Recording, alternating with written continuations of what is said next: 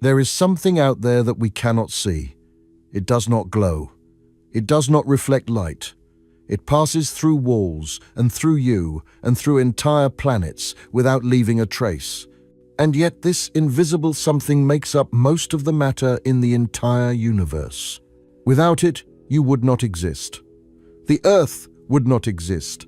The sun, the stars, the galaxies, none of it would be here. Everything you have ever seen, everything you have ever touched, every person you have ever loved, all of it owes its existence to something we have never directly observed and still do not fully understand. This is the story of dark matter. For most of human history, we assumed that what we could see was all there was. The stars above us, the ground beneath our feet, the air we breathed, these were the building blocks of reality. When scientists first began measuring the universe with precise instruments, they expected to find more of the same. More stars, more gas, more dust. What they found instead was a mystery so profound that it has consumed the lives of thousands of researchers for nearly a century. The universe, it turns out, is mostly invisible. Consider the numbers for a moment. For every atom of ordinary matter in the cosmos, there are roughly 5 times as many particles of dark matter. The hydrogen and helium that make up most stars, the carbon and oxygen in your body, the iron at the Earth's core, all of this visible matter is the minority. The majority is something else entirely, something that has never been captured in a laboratory or seen through any telescope. The sun, as massive as it seems to us, is nothing compared to the dark matter surrounding it. Our entire solar system sits within the Milky Way's dark matter halo, embedded in a vast structure that extends far beyond the visible disk of stars. The visible galaxy we photograph and admire is just the glowing center of something much larger. We call it dark matter because we do not know what else to call it. The name is not particularly accurate. It is not dark in the way that a shadow is dark, or the way that space appears dark when you look up at night. Those things are simply the absence of light. Dark matter is something else entirely. It is matter that exists outside the electromagnetic spectrum completely. Photons pass through it. Radio waves pass through it. X-rays, gamma rays, infrared, all of them continue on their way as if the dark matter were not there. This creates an interesting problem.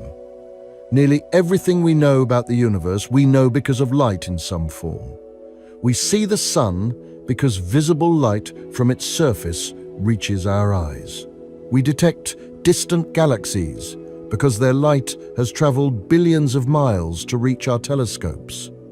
We know what stars are made of because of the specific wavelengths they emit. Our entire toolkit for studying the cosmos relies on electromagnetic radiation. So how do we know dark matter exists at all? The answer comes down to gravity.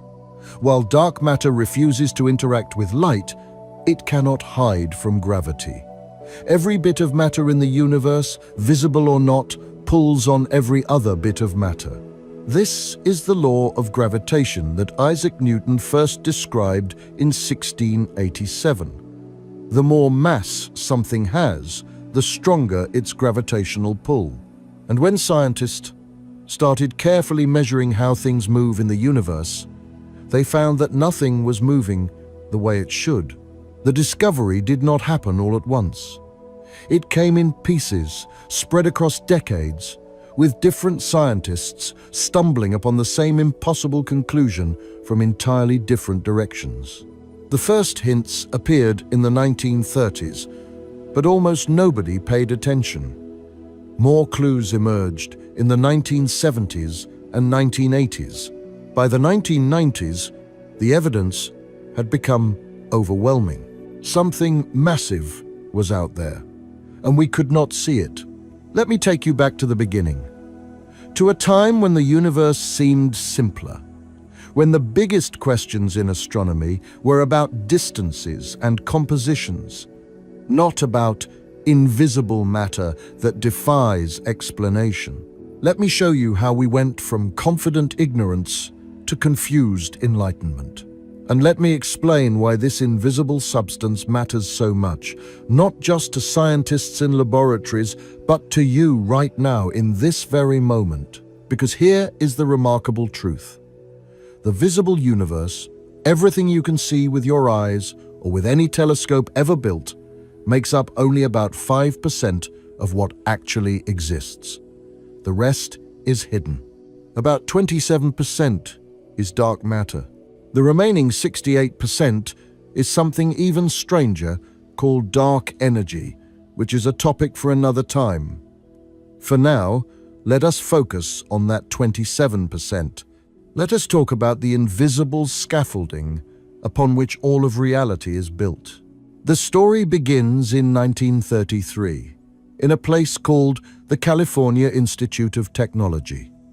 A Swiss astronomer named Fritz Zwicky was studying a collection of galaxies known as the Coma Cluster. This is a massive group of over 1,000 galaxies located about 320 million light-years from Earth, which is roughly 1.9 sextillion miles away. Zwicky was trying to measure how fast the galaxies in this cluster were moving. To understand what Zwicky was doing, you need to know a bit about how astronomers measure the motion of distant objects. When a galaxy is moving toward us, the light it emits is compressed, shifting toward the blue end of the spectrum. When it is moving away, the light is stretched, shifting toward the red. This is called the Doppler effect.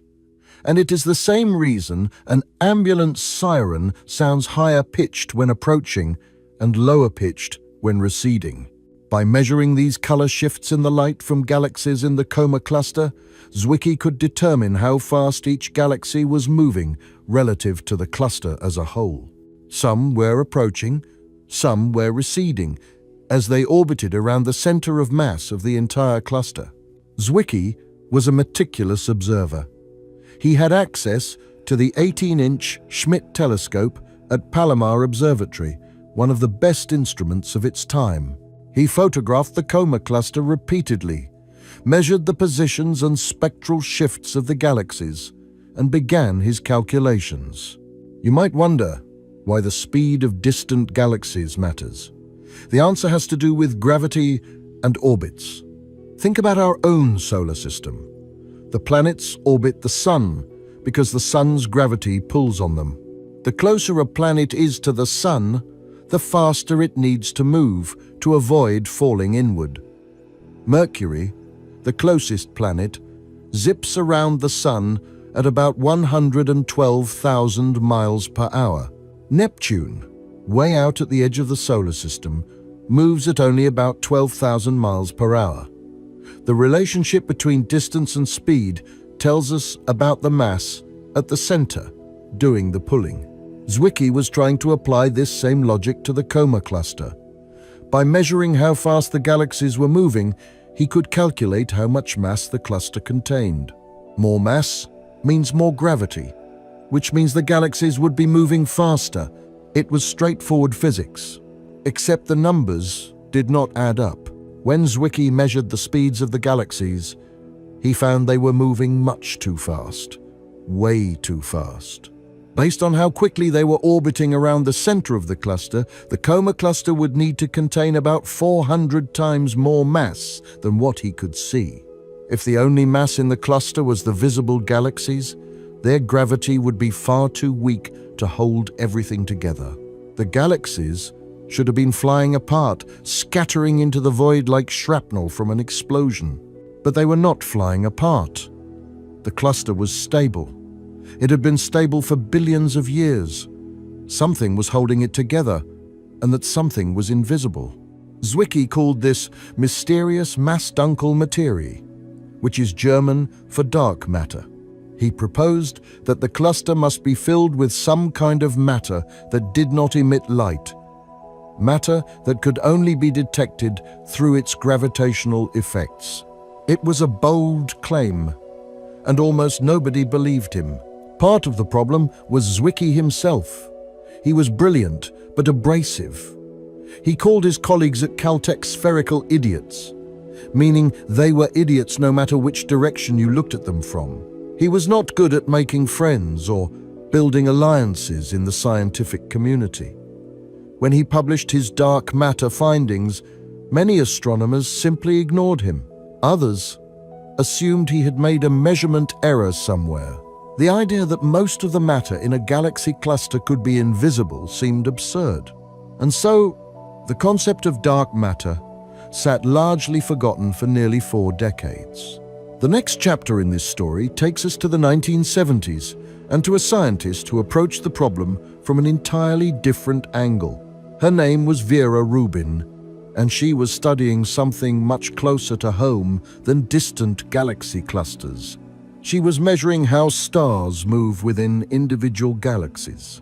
Rubin worked at the Carnegie Institution in Washington, D.C., alongside an instrument maker named Kent Ford.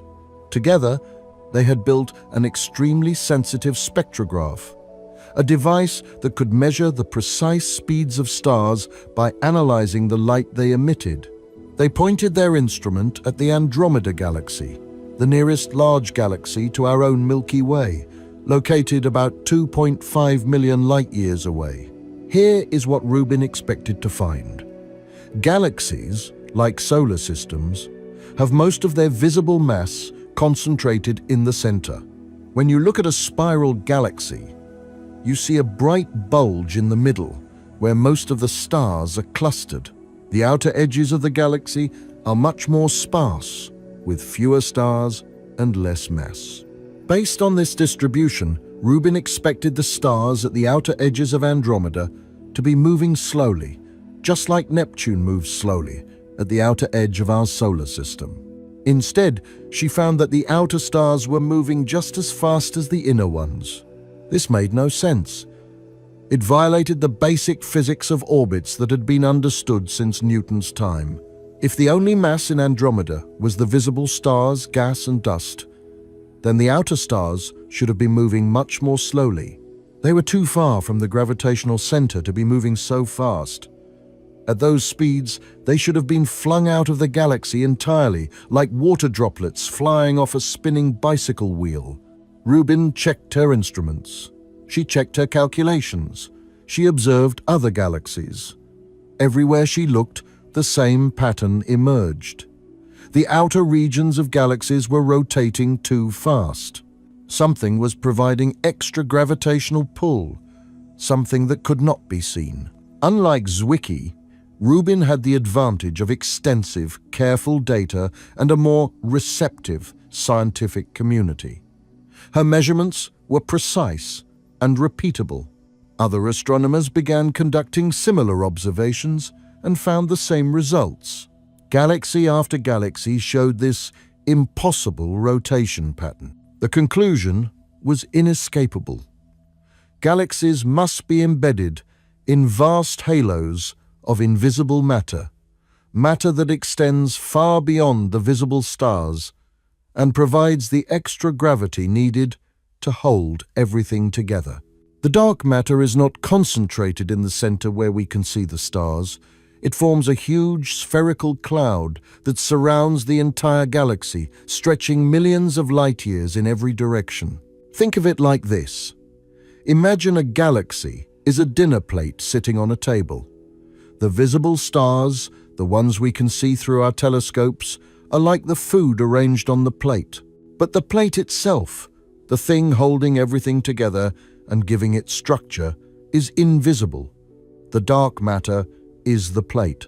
Without it, the food would just be scattered across the table with nothing to contain it. Vera Rubin's story is worth pausing on because she faced obstacles that had nothing to do with physics. When she applied to graduate school at Princeton in 1948, she was rejected. Not because she lacked qualifications, but because Princeton did not admit women to its astronomy program. That policy did not change until 1975. Rubin went to Cornell instead, and then to Georgetown, where she earned her doctorate while raising 4 children. Throughout her career, she worked in a field dominated by men. She was often the only woman at conferences. She was denied access to certain telescopes because of her gender.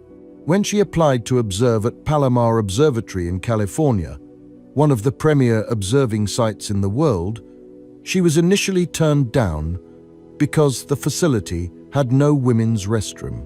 She persisted anyway, and her persistence changed our understanding of the universe.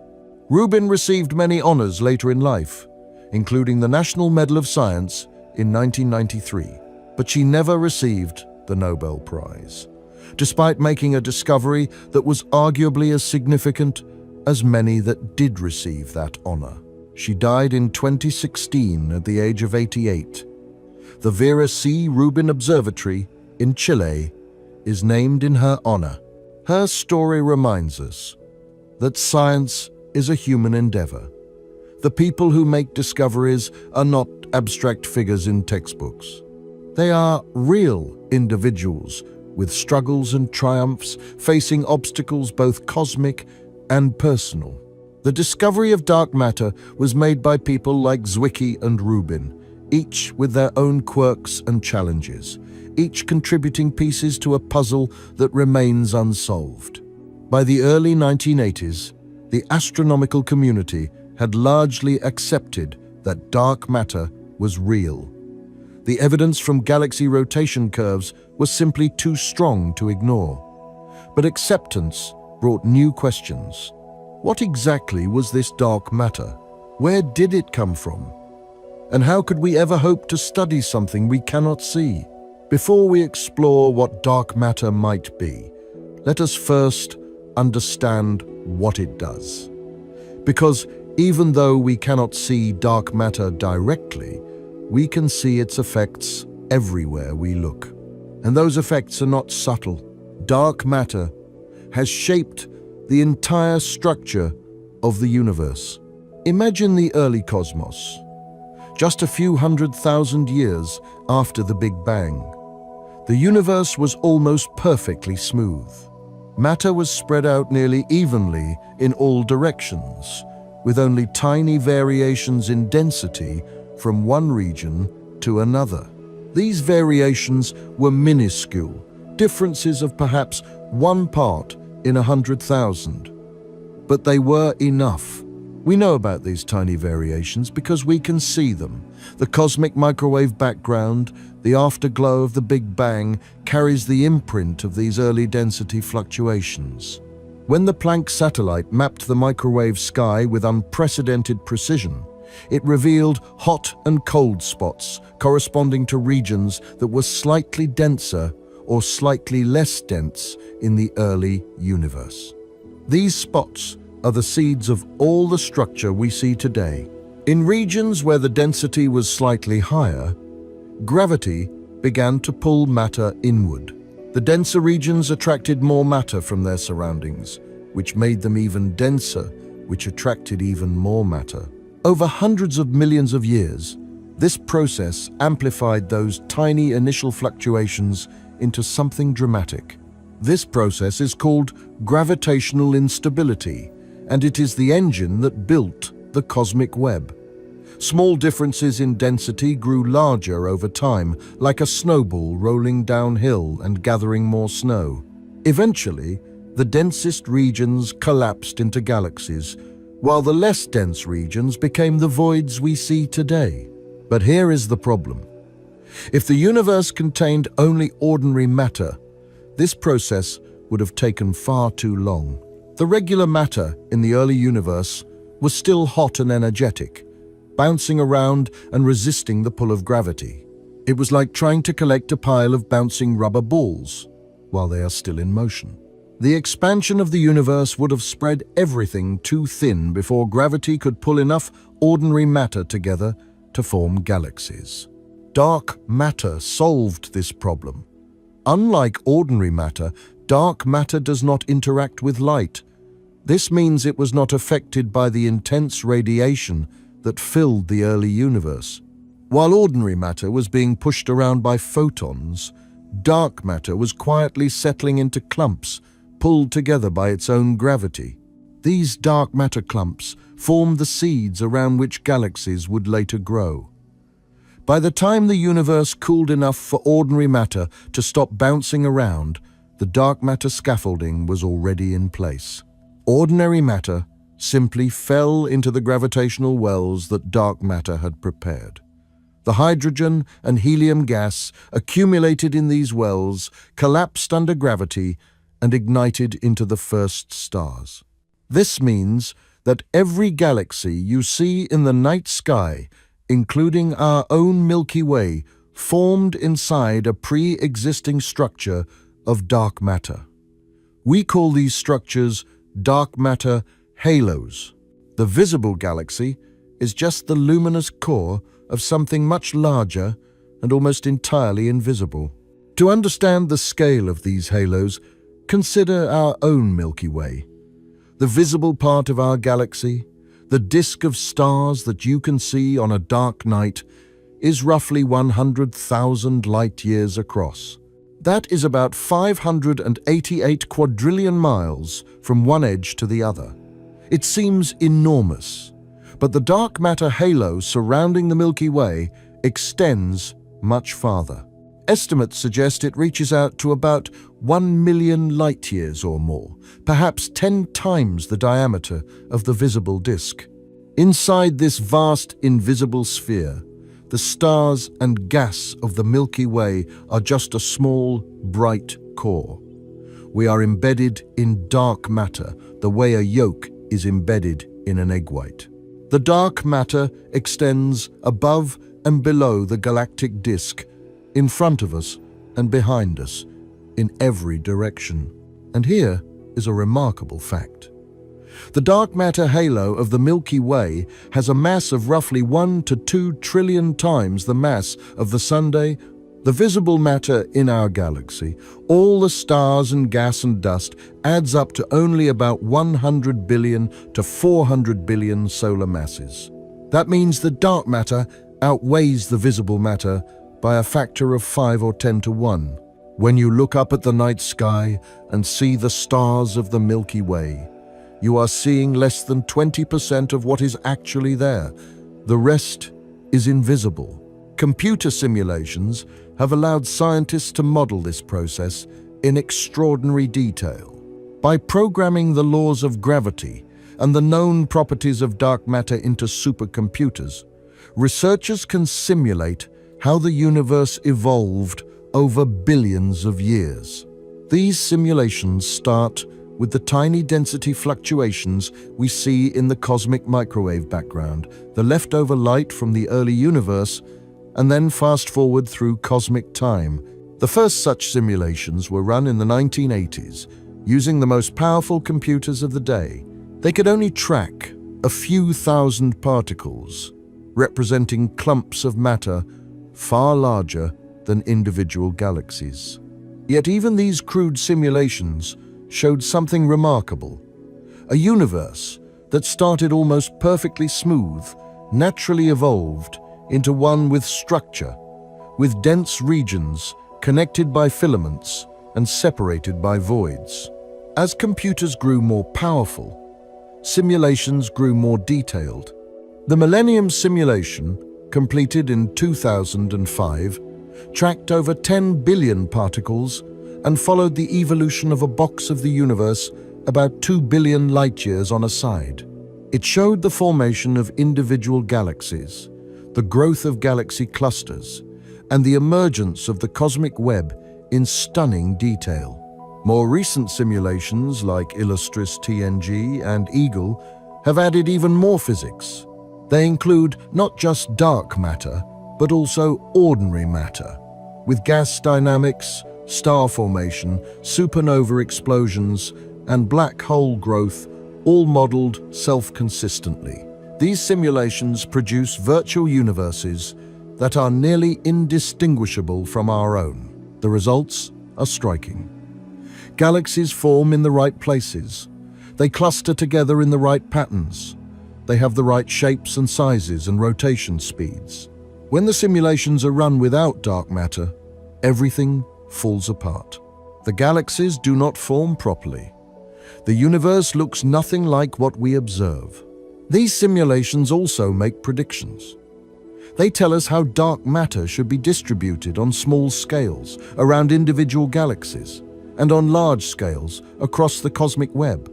These predictions can be tested against observations, providing another way to check our understanding of dark matter. This is one of the strongest pieces of evidence for dark matter. It is not just that we see its gravitational effects in individual galaxies and galaxy clusters.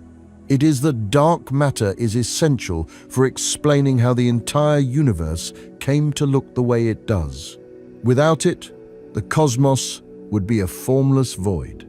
Let me paint a picture of the large-scale structure of the universe, because this is where dark matter's influence becomes truly cosmic in scope. If you could zoom out far enough, far beyond our galaxy, far beyond our local group of galaxies, far beyond the nearest superclusters, you would see something remarkable. The universe is not random. It is not a uniform distribution of galaxies scattered evenly through space. Instead, it has structure, a pattern that spans billions of light years. Scientists call this pattern the cosmic web. It is a network of filaments, walls, and nodes, all connected like an impossibly vast three-dimensional spiderweb. The nodes are clusters of thousands of galaxies, massive concentrations of matter where the filaments intersect. The filaments themselves are long, thin structures stretching hundreds of millions of light years, like the threads connecting the knots in a net. Between the filaments are voids, enormous empty regions that contain almost nothing at all. Some of these voids are astonishing in their emptiness. The Boötes void, discovered in 1981, is about 330 million light-years across. That is roughly 2 sextillion miles of almost pure nothing. If you were floating in the center of the Boötes void and looked out in any direction, you would see darkness. The nearest galaxy would be over 100 million light-years away. It would be one of the loneliest places in the entire universe. The cosmic web is not made of visible matter. Most of it is dark matter. The galaxies we see are just the tips of the icebergs, bright points of light tracing out a much larger invisible structure. When scientists create maps of the dark matter distribution in the universe, they find that it matches the distribution of galaxies almost perfectly. Where the dark matter is densest, that is where the galaxies are. Where the dark matter is sparse, the galaxies are sparse too. This relationship is not coincidental. The galaxies are where they are because the dark matter put them there. Over billions of years, dark matter's gravity gathered ordinary matter into the dense regions, while the voids became emptier and emptier. The cosmic web is literally the skeleton of the universe, and dark matter is the bone. To map the cosmic web, astronomers have conducted massive surveys that catalogue the positions of millions of galaxies. One of the most ambitious was the 2-degree field galaxy redshift survey, completed in 2002, which mapped over 200,000 galaxies. Its results confirmed what simulations had predicted. Galaxies are not scattered randomly through space. They cluster along filaments and around nodes separated by vast, empty regions. The surveys have grown larger over time. The Sloan Digital Sky Survey, which began in 2000, has measured the positions of over 1 million galaxies. It revealed the cosmic web in unprecedented detail, showing filaments that stretch for hundreds of millions of light years and voids that span hundreds of millions of light years across. More recently, the Dark Energy Survey, completed in 2019, used a different technique to map the dark matter directly. Instead of just counting galaxies, It measured how light from distant galaxies is slightly distorted by the gravitational pull of intervening dark matter. By carefully analyzing these distortions across a large fraction of the sky, researchers could reconstruct where the dark matter is located. The picture that emerges is awe-inspiring. The universe is organized into a foam-like structure with dense nodes connected by thin filaments surrounding enormous empty voids. This structure spans the entire observable universe, a pattern repeated on scales of billions of light years, and nearly all of it is invisible. The galaxies we see are just the illuminated tips of a vast, dark structure. Recent surveys have allowed us to map this structure in unprecedented detail. The Sloan Digital Sky Survey, which began in 2000, has measured the positions of over 1 million galaxies. The Dark Energy Survey, completed in 2019, used a different technique to map the dark matter directly by measuring how its gravity bends light from distant sources. These maps reveal the cosmic web in stunning clarity, showing filaments and voids that stretch across billions of light years. What these maps tell us is that the universe is organized. It has architecture, and that architecture is written in dark matter. Speaking of bending light, this brings us to one of the most powerful tools we have for studying dark matter: gravitational lensing. You may have heard that gravity bends light. This is one of the predictions of Einstein's general theory of relativity, published in 1915. Einstein showed that massive objects warp the fabric of space-time around them. Light traveling through this warped space-time follows a curved path rather than a straight line. The effect is similar to looking through an old glass window, where imperfections in the glass distort the view of what is on the other side. When light from a distant galaxy passes near a massive object like a galaxy cluster, it gets bent. If the geometry is right, the massive object acts like a lens, magnifying and distorting the image of the distant galaxy. This is called gravitational lensing. There are different types of gravitational lensing, depending on the strength of the effect. Strong lensing occurs when a very massive object is almost directly between us and a distant source.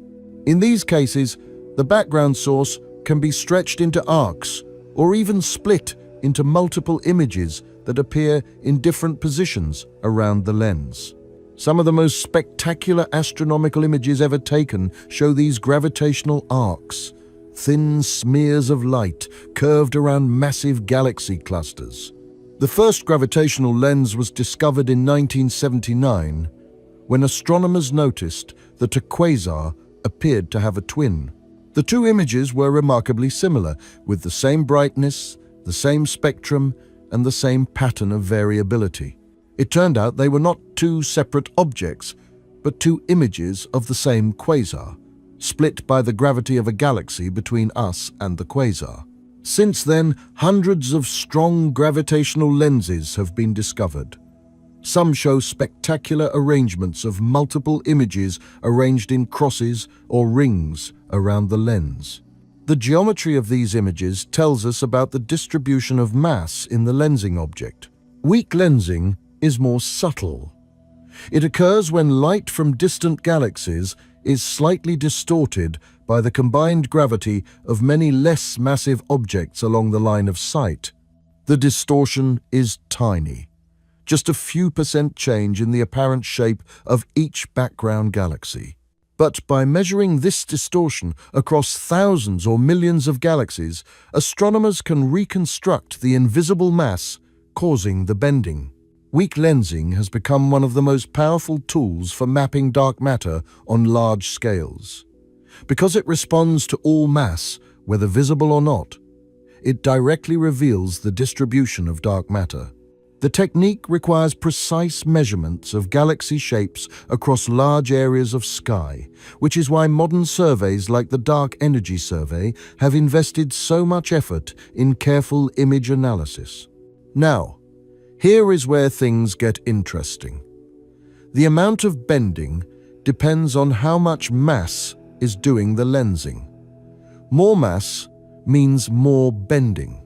By carefully measuring how light from background galaxies is distorted as it passes through a foreground cluster, astronomers can calculate exactly how much mass that cluster contains.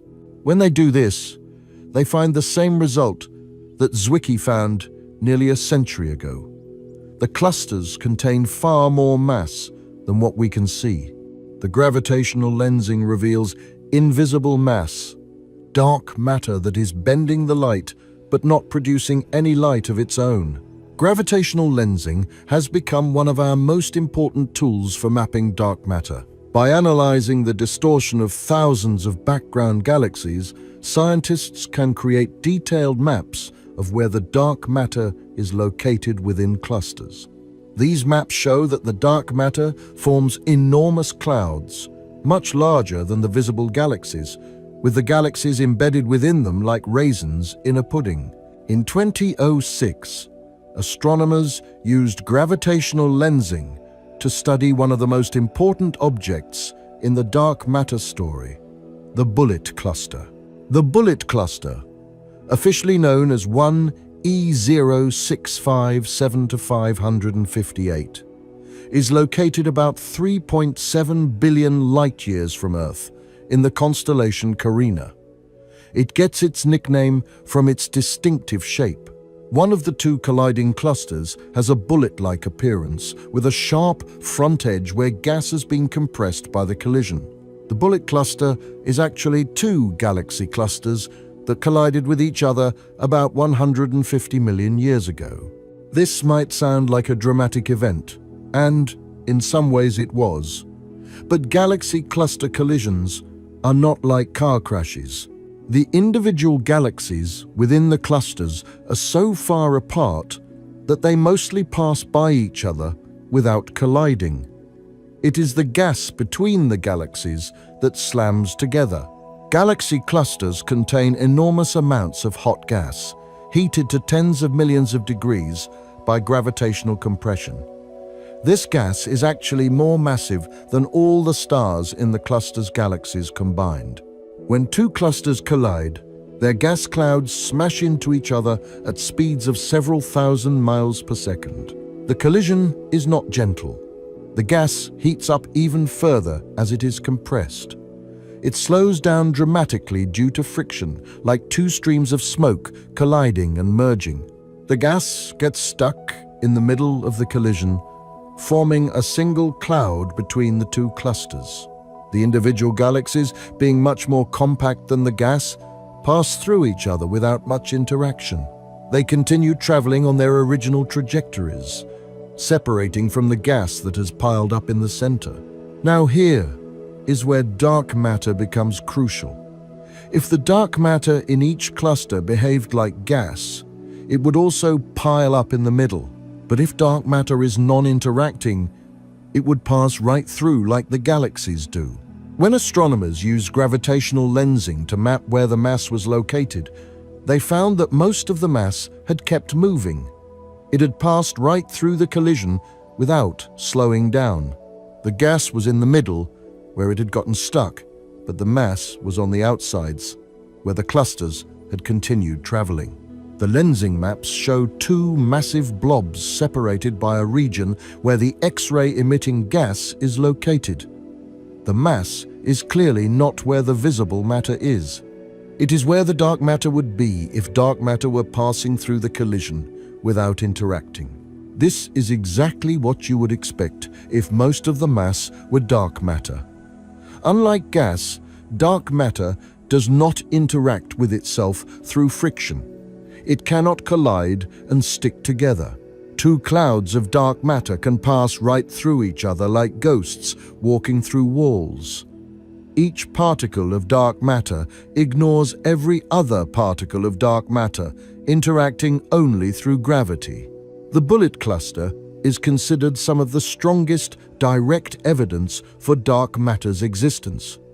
It shows that the mass in galaxy clusters is not the same as the visible matter. The visible matter The gas got stuck in the collision. The invisible matter, the dark matter, passed right through. They separated, and we could see them separate, which proved they were two different things. Some scientists had proposed alternative explanations for the rotation curve problem, suggesting that maybe our understanding of gravity was wrong, rather than that invisible matter existed.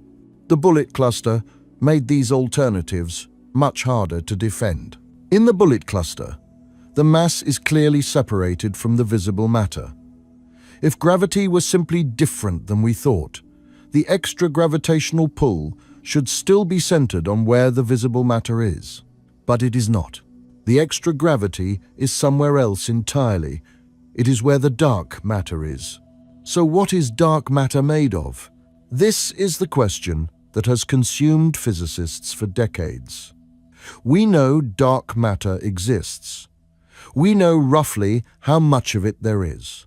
We know where it is located and how it behaves. But we still do not know what it actually is. Let me first tell you what dark matter is not.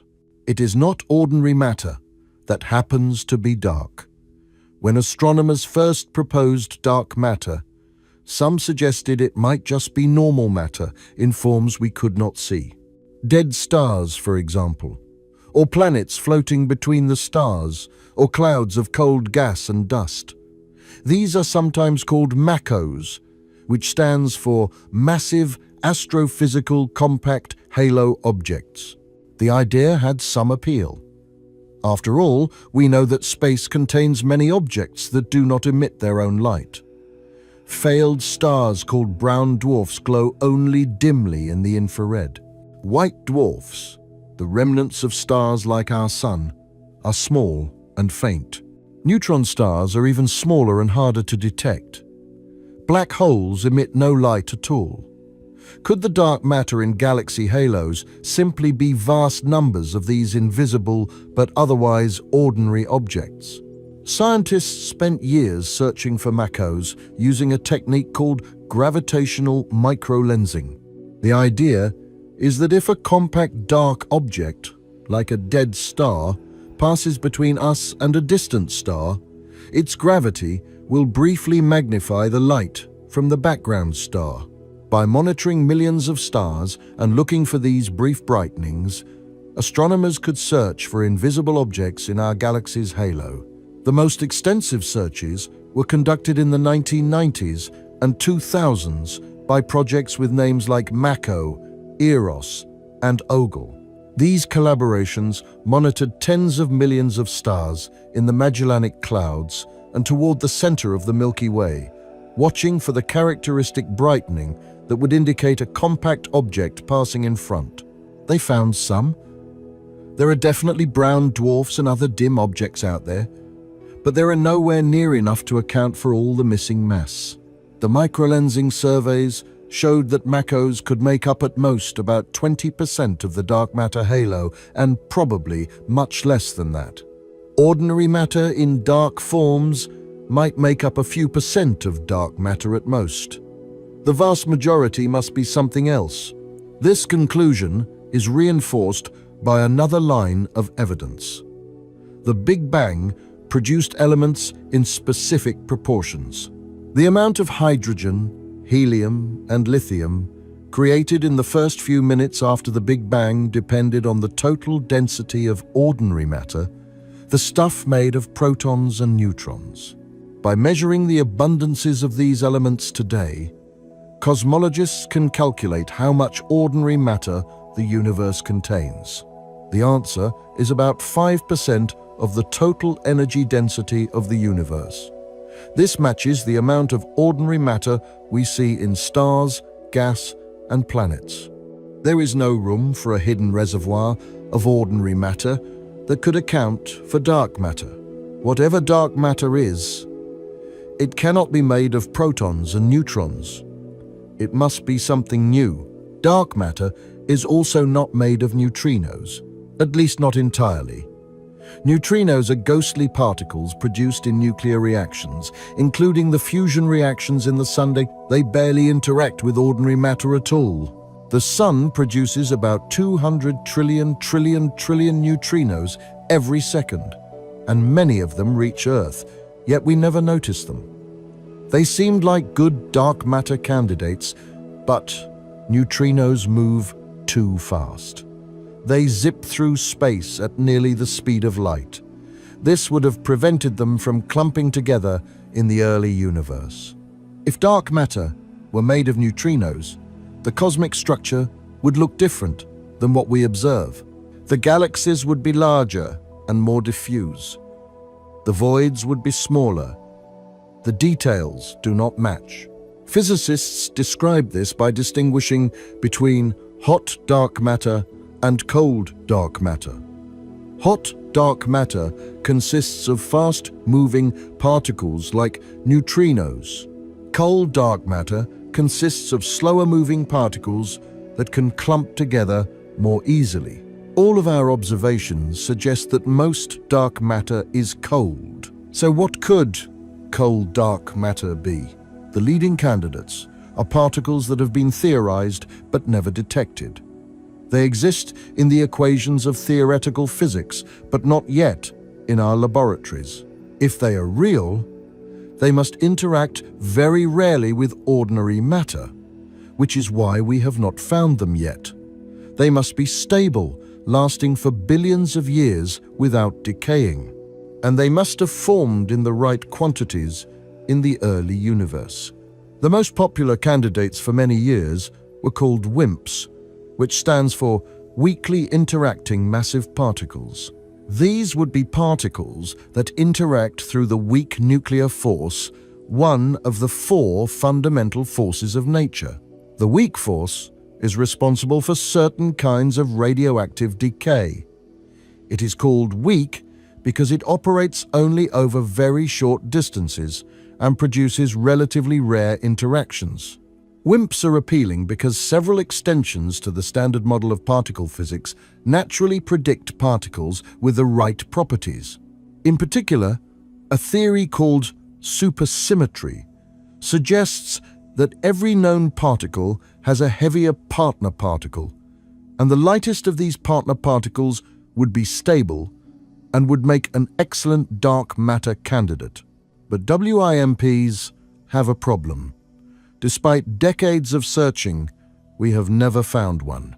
The search for WIMPs began in earnest in the 1980s. Early experiments were modest by today's standards, using detectors weighing just a few kilograms. The idea was simple.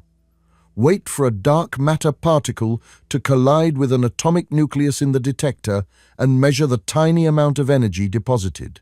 Think about how rare such a collision would be. The Milky Way's dark matter halo contains an enormous number of particles, all in constant motion. A typical dark matter particle could travel straight through the entire Earth, entering one side and exiting the other, without ever touching a single atom. The chances of one stopping in a detector weighing just a few kilograms are extraordinarily small. Early estimates suggested that a kilogram of detector material might see one WIMP collision per day, or maybe per month. This seemed like a challenging but achievable goal. Scientists built detectors, shielded them from background radiation, and waited. The first major result came in 1986, when a collaboration in France reported limits on WIMP interactions. They had not detected anything, but they could say that WIMPs were not interacting more often than a certain rate. This was the beginning of a long tradition of null results. Through the 1990s, experiments grew larger and more sophisticated. The CDMS collaboration in the United States used germanium crystals cooled to near absolute zero.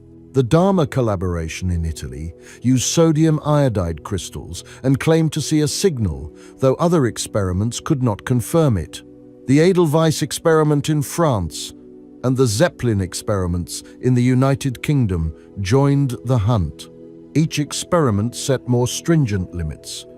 If WIMPs existed, they had to be interacting less often than the previous generation of experiments could detect. The goalposts kept moving, always just out of reach. By 2010, the sensitivity of direct detection experiments had improved by a factor of 1,000,000 compared to the first experiments. The Lux experiment, using 300 kilograms of liquid xenon, achieved sensitivities that would have seemed like science fiction just 2 decades earlier. Still, no WIMPs. The 2020s brought even more powerful experiments.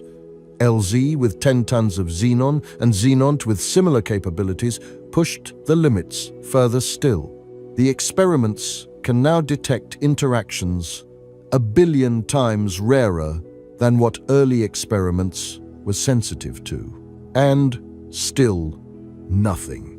Experiments around the world have been hunting for WIMPs since the 1980s. The basic approach is straightforward.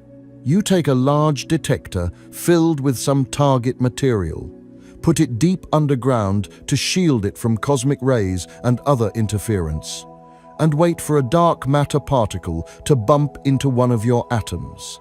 If dark matter interacts through the weak force, occasional collisions should happen, producing tiny flashes of light or heat that sensitive instruments can detect. The experiments have gotten more and more sensitive over the years. The current generation of detectors can detect incredibly faint signals, far fainter than anyone thought possible a few decades ago. They have ruled out large swaths of the parameter space where WIMPs could exist. If WIMPs are real, they must be either lighter or more weakly interacting than most theories predicted. This does not mean WIMPs are impossible. There is still room in the equations for particles we have not detected yet. But the failure to find them after so many years of searching has led many physicists to consider alternative candidates. One increasingly popular alternative is the axion. Axions are hypothetical particles that were originally proposed to solve a different problem in physics entirely. A problem having to do with why the strong nuclear force does not violate certain symmetries that it theoretically could violate. The solution was a new particle, very light and very weakly interacting, that would naturally have the properties needed for dark matter. The axion has a strange history. It was invented in 1977 by Roberto Pecci and Helen Quinn as a solution to something called the strong CP problem. This is a technical issue in quantum chromodynamics, the theory of the strong nuclear force. The equations of the theory allow for a kind of asymmetry that would make neutrons have electric dipole moments. But experiments show that neutrons do not have measurable electric dipole moments. Why not? Pecci and Quinn proposed that a new symmetry of nature would automatically set the relevant parameter to 0. But new symmetries in physics often come with new particles. Frank Wilczek and Steven Weinberg, working independently, showed that the Pecci-Quinn symmetry implied the existence of a new, very light particle. Wilczek named it the axion, after a brand of laundry detergent, because it cleaned up a messy problem in physics. If axions are the dark matter, they would be incredibly light, perhaps 1,000,000,000,000 times lighter than an electron. They would be so light that they would behave more like a wave than a collection of particles. Enormous numbers of them would be packed into every cubic inch of space, vibrating in unison like a cosmic background hum. The axion is a strange kind of particle. It would not behave like the particles we are familiar with. It would not zip around like a bullet. Instead, axions would form a coherent field that oscillates at a specific frequency determined by their mass. This oscillating field would pervade all of space, invisible and intangible but present everywhere. Detecting such a field requires completely different techniques than detecting WIMPs. Several experiments are now searching for axions by looking for their interaction with strong magnetic fields. The idea is that an axion passing through a magnet might occasionally convert into a photon, which could then be detected. These experiments have not found axions yet either, but they are still in relatively early stages compared to the WIMP searches. There are other candidates too.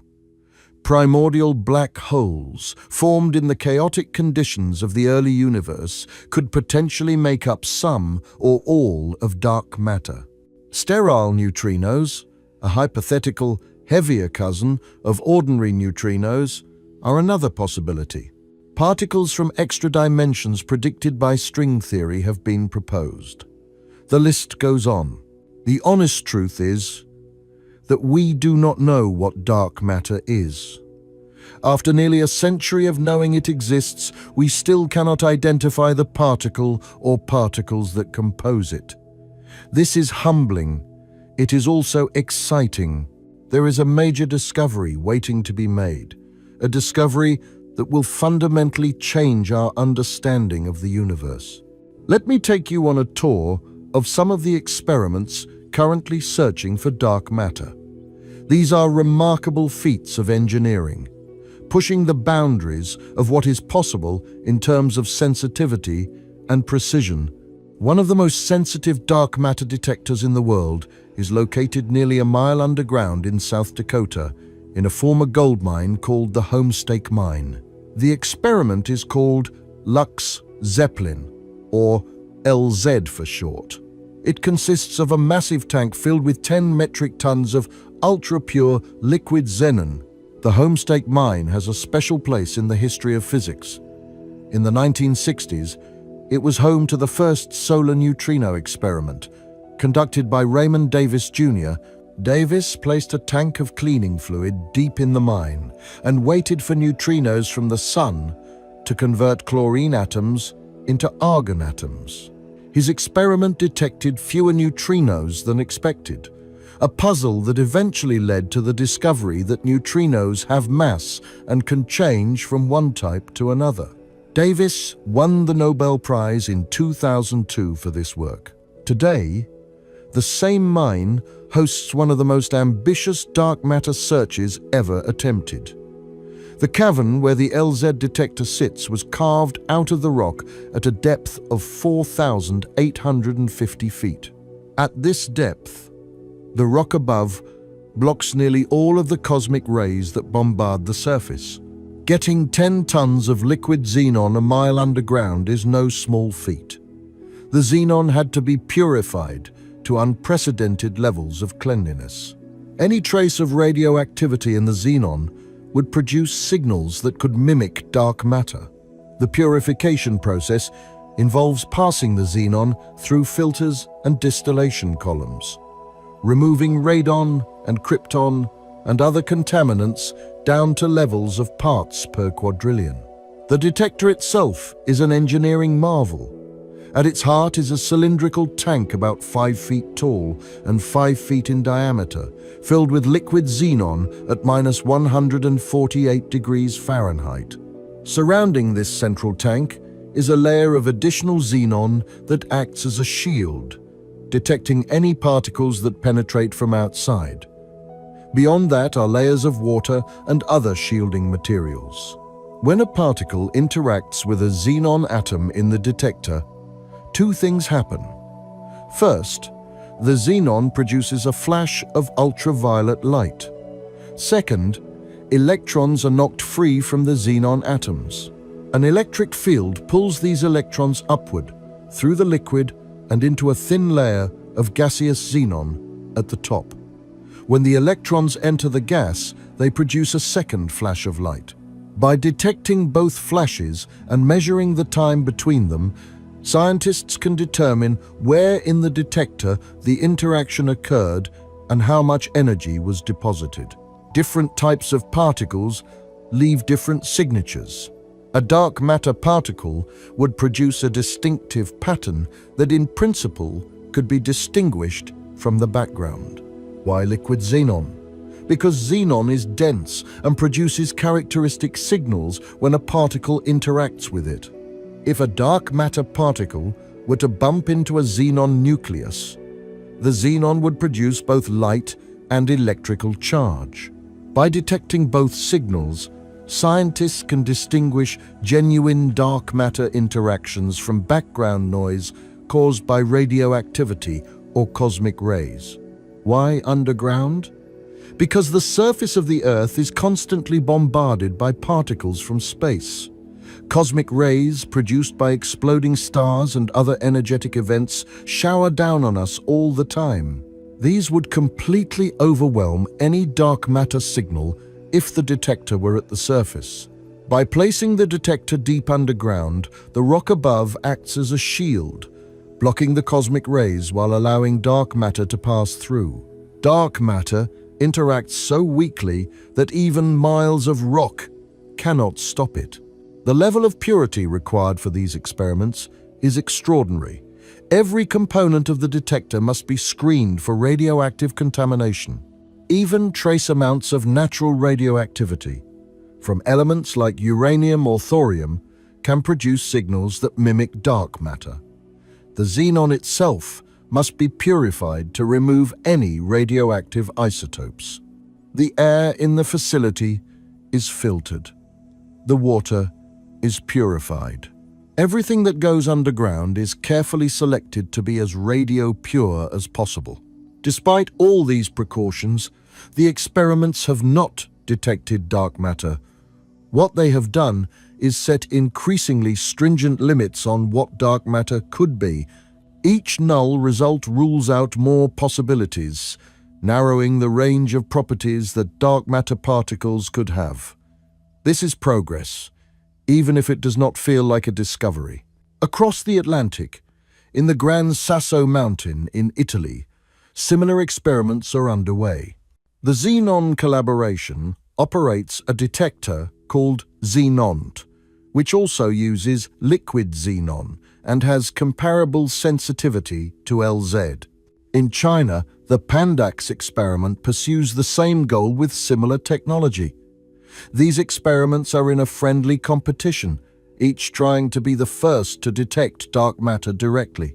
Other experiments use different approaches.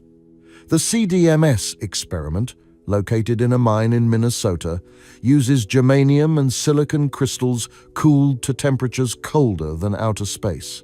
At these frigid temperatures, a dark matter particle colliding with an atom would produce vibrations, tiny phonons, that can be detected with exquisite sensitivity.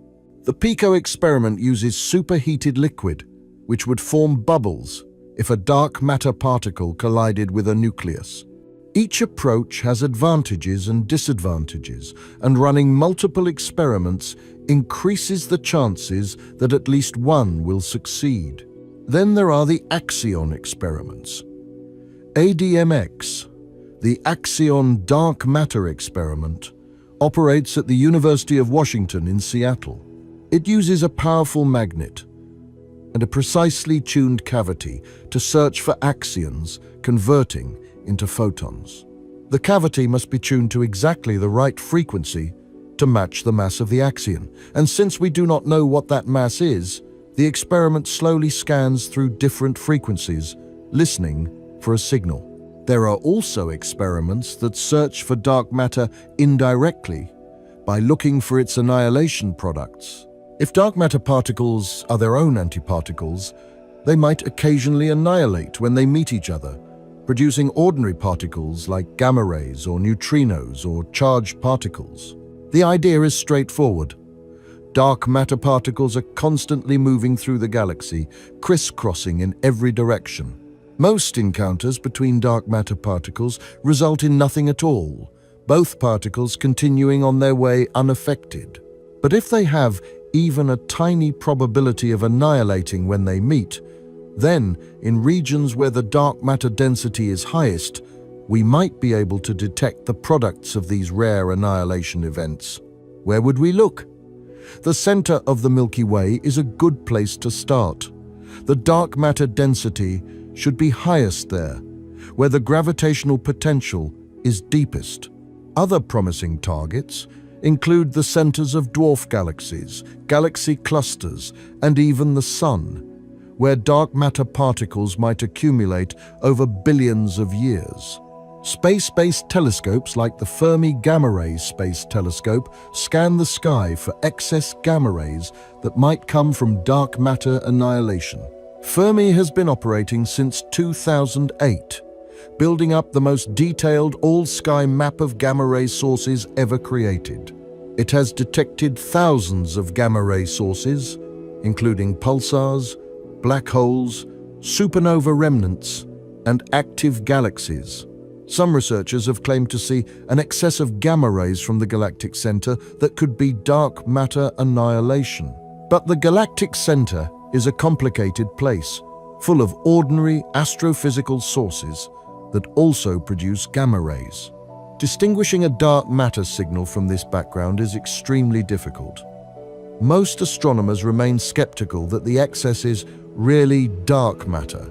The Ice Cube Neutrino Observatory, a massive detector buried in the ice at the South Pole, searches for neutrinos that might be produced when dark matter particles accumulate and annihilate in the cores of the Sun or Earth. IceCube consists of over 5,000 optical sensors frozen into a cubic kilometer of Antarctic ice. When a high-energy neutrino interacts with ice, it produces a brief flash of light that these sensors can detect. So far, none of these indirect searches have produced definitive evidence of dark matter either.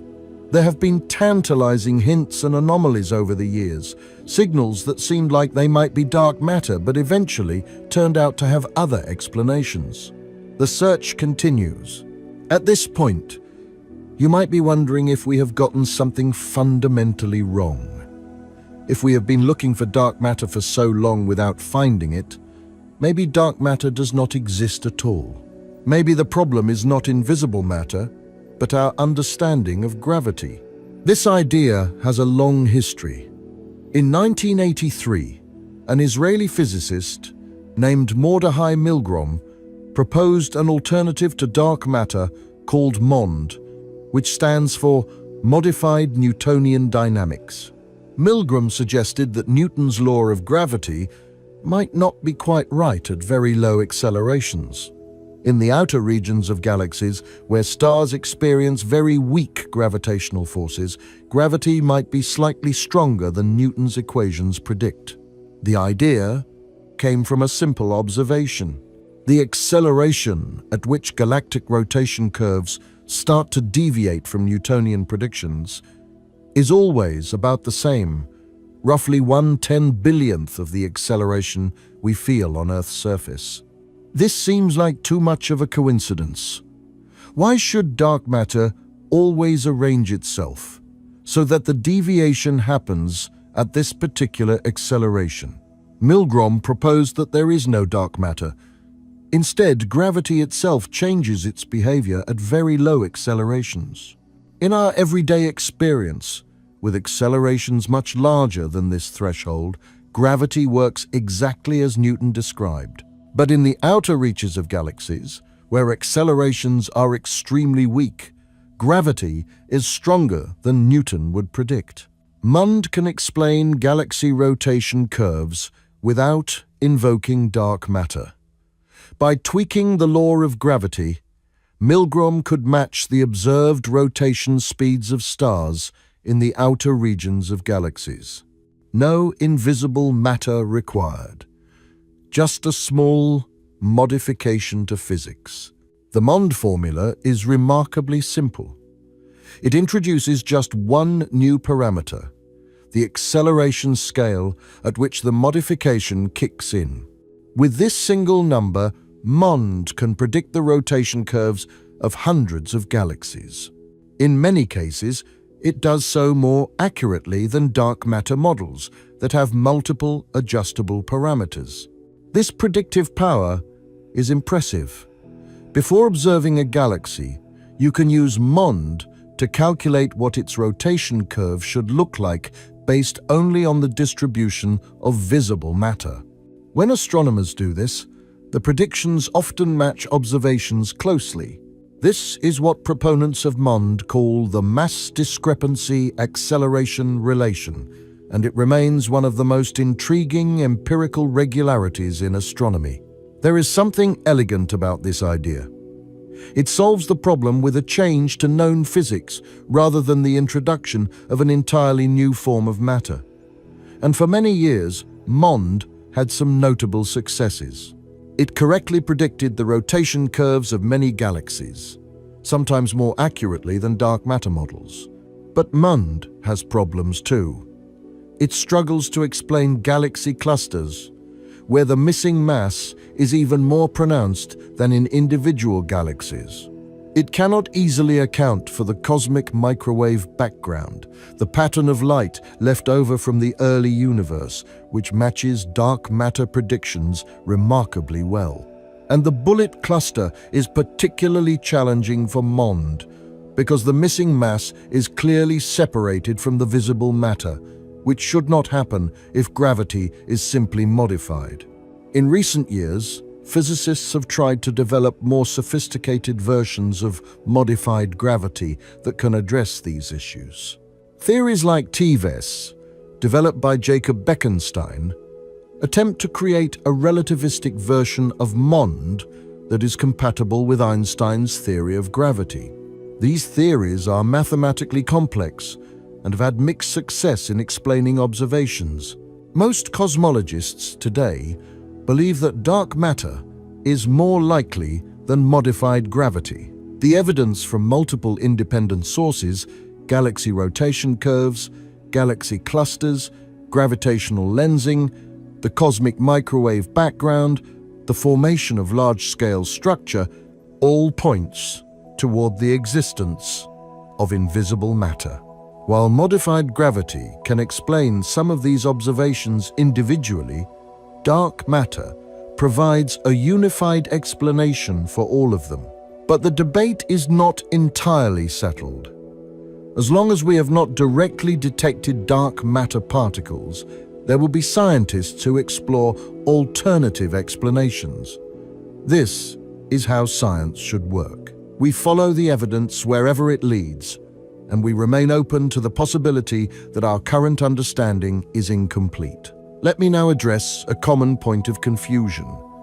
Dark matter and dark energy are not the same thing. They sound similar, and they are both invisible, but they are completely different phenomena. Dark matter is matter. It has mass. It exerts gravitational attraction. It pulls things together. Without dark matter, galaxies would fly apart and the cosmic web would not exist. Dark energy is something else entirely. It is a property of space itself, a kind of anti-gravity that causes the expansion of the universe to accelerate. While dark matter pulls things together, dark energy pushes them apart. While dark matter helps form structures, dark energy is slowly tearing those structures apart on the largest scales. To understand dark energy, we need to think about the history of the universe's expansion. After the Big Bang, the universe began expanding. All the galaxies started moving away from each other. For most of cosmic history, this expansion was slowing down, as you would expect. The gravitational attraction of all the matter in the universe was acting as a brake, pulling everything back together and gradually decelerating the expansion. Scientists expected that the expansion would continue to slow. Eventually, gravity might even halt the expansion entirely, possibly leading to a big crunch where the universe collapsed back to a single point. Or the expansion might slow to a crawl but never quite stop, with the universe gradually approaching a final static state. What nobody expected was for the expansion to speed up. Dark energy was discovered in 1998, when two teams of astronomers were measuring distant supernovas to understand the expansion history of the universe. Supernovas are exploding stars, and a particular type called Type Ia supernovas all have about the same intrinsic brightness. This makes them useful as distance indicators. By measuring how bright a distant supernova appears, astronomers can calculate how far away it is. The two teams, the Supernova Cosmology Project, led by Saul Perlmutter, and the High-Z supernova search team, led by Brian Schmidt and Adam Rees, were measuring supernovas billions of light-years away. By comparing the distances to these supernovas with their redshifts, which tell us how much the universe has expanded since the light was emitted, they could reconstruct the expansion history of the cosmos. Both teams expected to find that the expansion was slowing down. Instead, they found the opposite. Distant supernovas were fainter than expected, which meant they were farther away than expected. The universe was not decelerating. It was accelerating. Something was pushing the universe apart, faster and faster. This discovery earned Perlmutter, Schmidt, and Rees the Nobel Prize in Physics in 2011.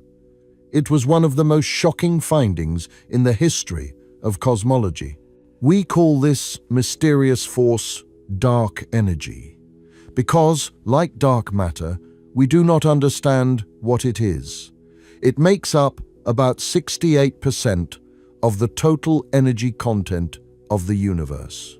Combined with dark matter at 27%, this means that ordinary matter, the stuff that makes up stars and planets and people, accounts for only about 5% of everything. This is one of the most remarkable discoveries in the history of science. We used to think we understood what the universe was made of. Now we know that we only understand about 5% of it. The other 95% remains mysterious. Dark matter and dark energy are the two greatest puzzles in modern cosmology. They are connected in the sense that both are invisible and both are necessary to explain our observations. But they are fundamentally different in nature and require different explanations. So where does this leave us? What is the current state of dark matter research, and what might the future hold? The search for dark matter is entering a new phase.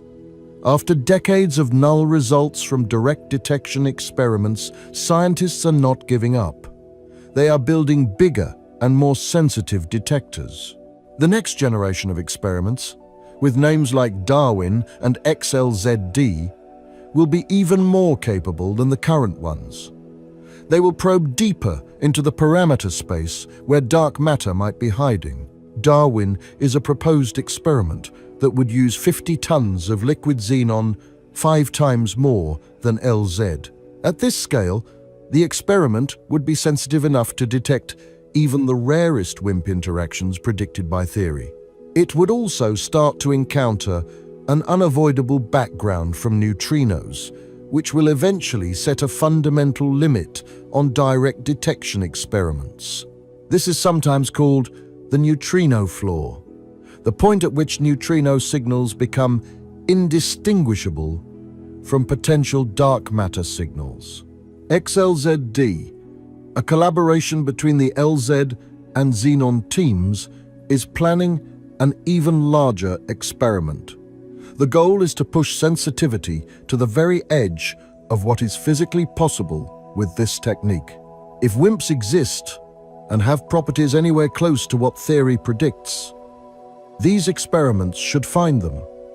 If they do not find anything, it will be strong evidence that we need to look elsewhere. There is also renewed interest in alternative candidates. Axions, once considered exotic, are now mainstream. New experiments designed specifically to detect axions are coming online. Abracadabra, a clever experiment using toroidal magnets, is searching for axions at very low masses. Caspar uses nuclear magnetic resonance techniques to look for the effects of axion-like fields. Haystack and other cavity experiments are scanning through higher axion masses. The diversity of approaches reflects the uncertainty about what dark matter actually is. Since we do not know the mass or interaction strength of dark matter particles, we have to search across a wide range of possibilities. Different experiments are optimized for different regions of parameter space. Together, they cover an enormous range of potential dark matter properties. Primordial black holes are being reconsidered as serious contenders. Theorists are proposing new particles and new models that could explain dark matter in unexpected ways. Particle accelerators like the Large Hadron Collider continue to search for evidence of new physics that might illuminate the dark matter mystery. If dark matter is connected to the supersymmetric particles that the collider might produce, we could learn about its properties by studying the debris of high-energy collisions. Astronomical observations are also improving. New telescopes, both on the ground and in space, are mapping the distribution of dark matter with unprecedented precision. The Vera C. Rubin Observatory, named after the astronomer who discovered galaxy rotation curves, is beginning operations in Chile. It will survey the entire visible sky repeatedly, tracking the positions and shapes of billions of galaxies to map dark matter through gravitational lensing. The Euclid Space Telescope, launched by the European Space Agency in 2023, is dedicated to studying dark energy and dark matter. It will create the largest and most accurate three-dimensional map of the universe ever made, measuring how dark matter is distributed across billions of light-years. These observations will not tell us what dark matter is made of. For that, we need direct detection or production in a laboratory. But they will tell us how dark matter behaves, how it clusters, how it interacts with itself, if it interacts at all. And those clues might help us figure out what we are looking for. Let me step back and consider the bigger picture. Why does dark matter matter? From a practical standpoint, understanding dark matter might seem irrelevant. It does not affect your daily life in any obvious way. It does not power your car, or grow your food, or cure diseases. You cannot see it, or touch it, or use it for anything. But from a deeper perspective, dark matter is one of the most important mysteries we face. It is a reminder that the universe is far stranger than we imagined. It challenges our assumptions about what matter is and how the universe works. For centuries, humans have been learning that we are not as special as we thought. The Earth is not the center of the universe. The Sun is just one of billions of stars in our galaxy. Our galaxy is just one of billions in the observable universe. And now we know that everything we can see, every star and planet and person, makes up only a tiny fraction of what actually exists. Dark matter humbles us. It tells us that there are aspects of reality we do not understand and may never fully understand. It reminds us that nature does not owe us an easy answer. But dark matter also inspires us. The fact that we discovered something invisible, something that refuses to interact with our instruments, is a testament to human ingenuity. We figured out that something was missing by carefully observing how things move. We mapped its distribution by measuring how it bends light. We have spent decades designing ever more sensitive experiments to detect its particles. This is science at its best, persistent, creative, driven by curiosity. And there is something beautiful about dark matter too.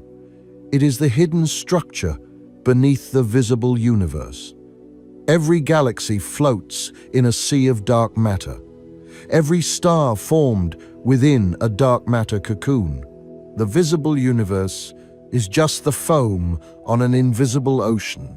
Let me tell you about some of the most recent developments in dark matter research, to give you a sense of where the field stands right now.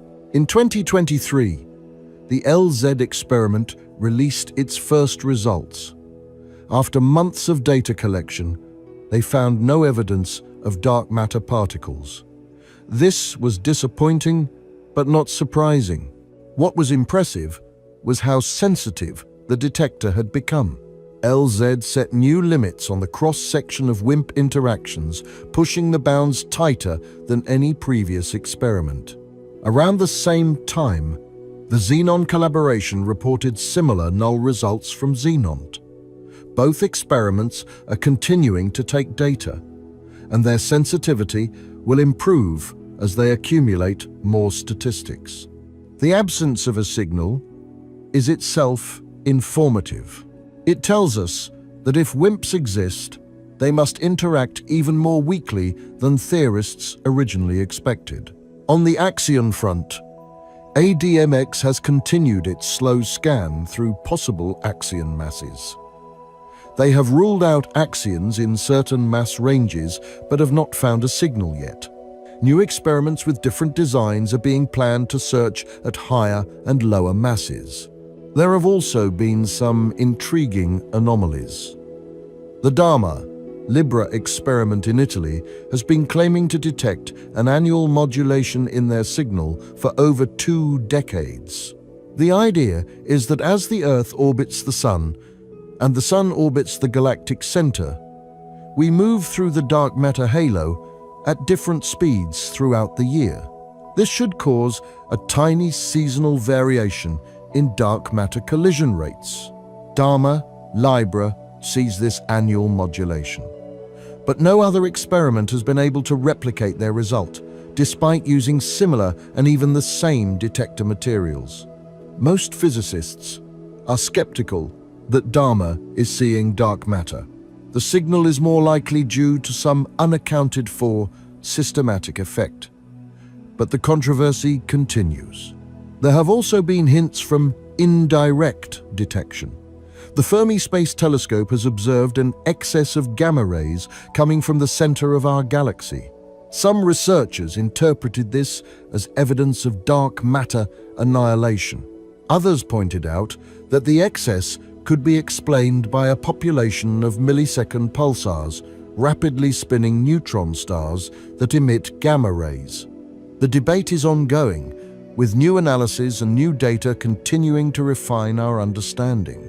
What is clear is that dark matter research is not stagnating.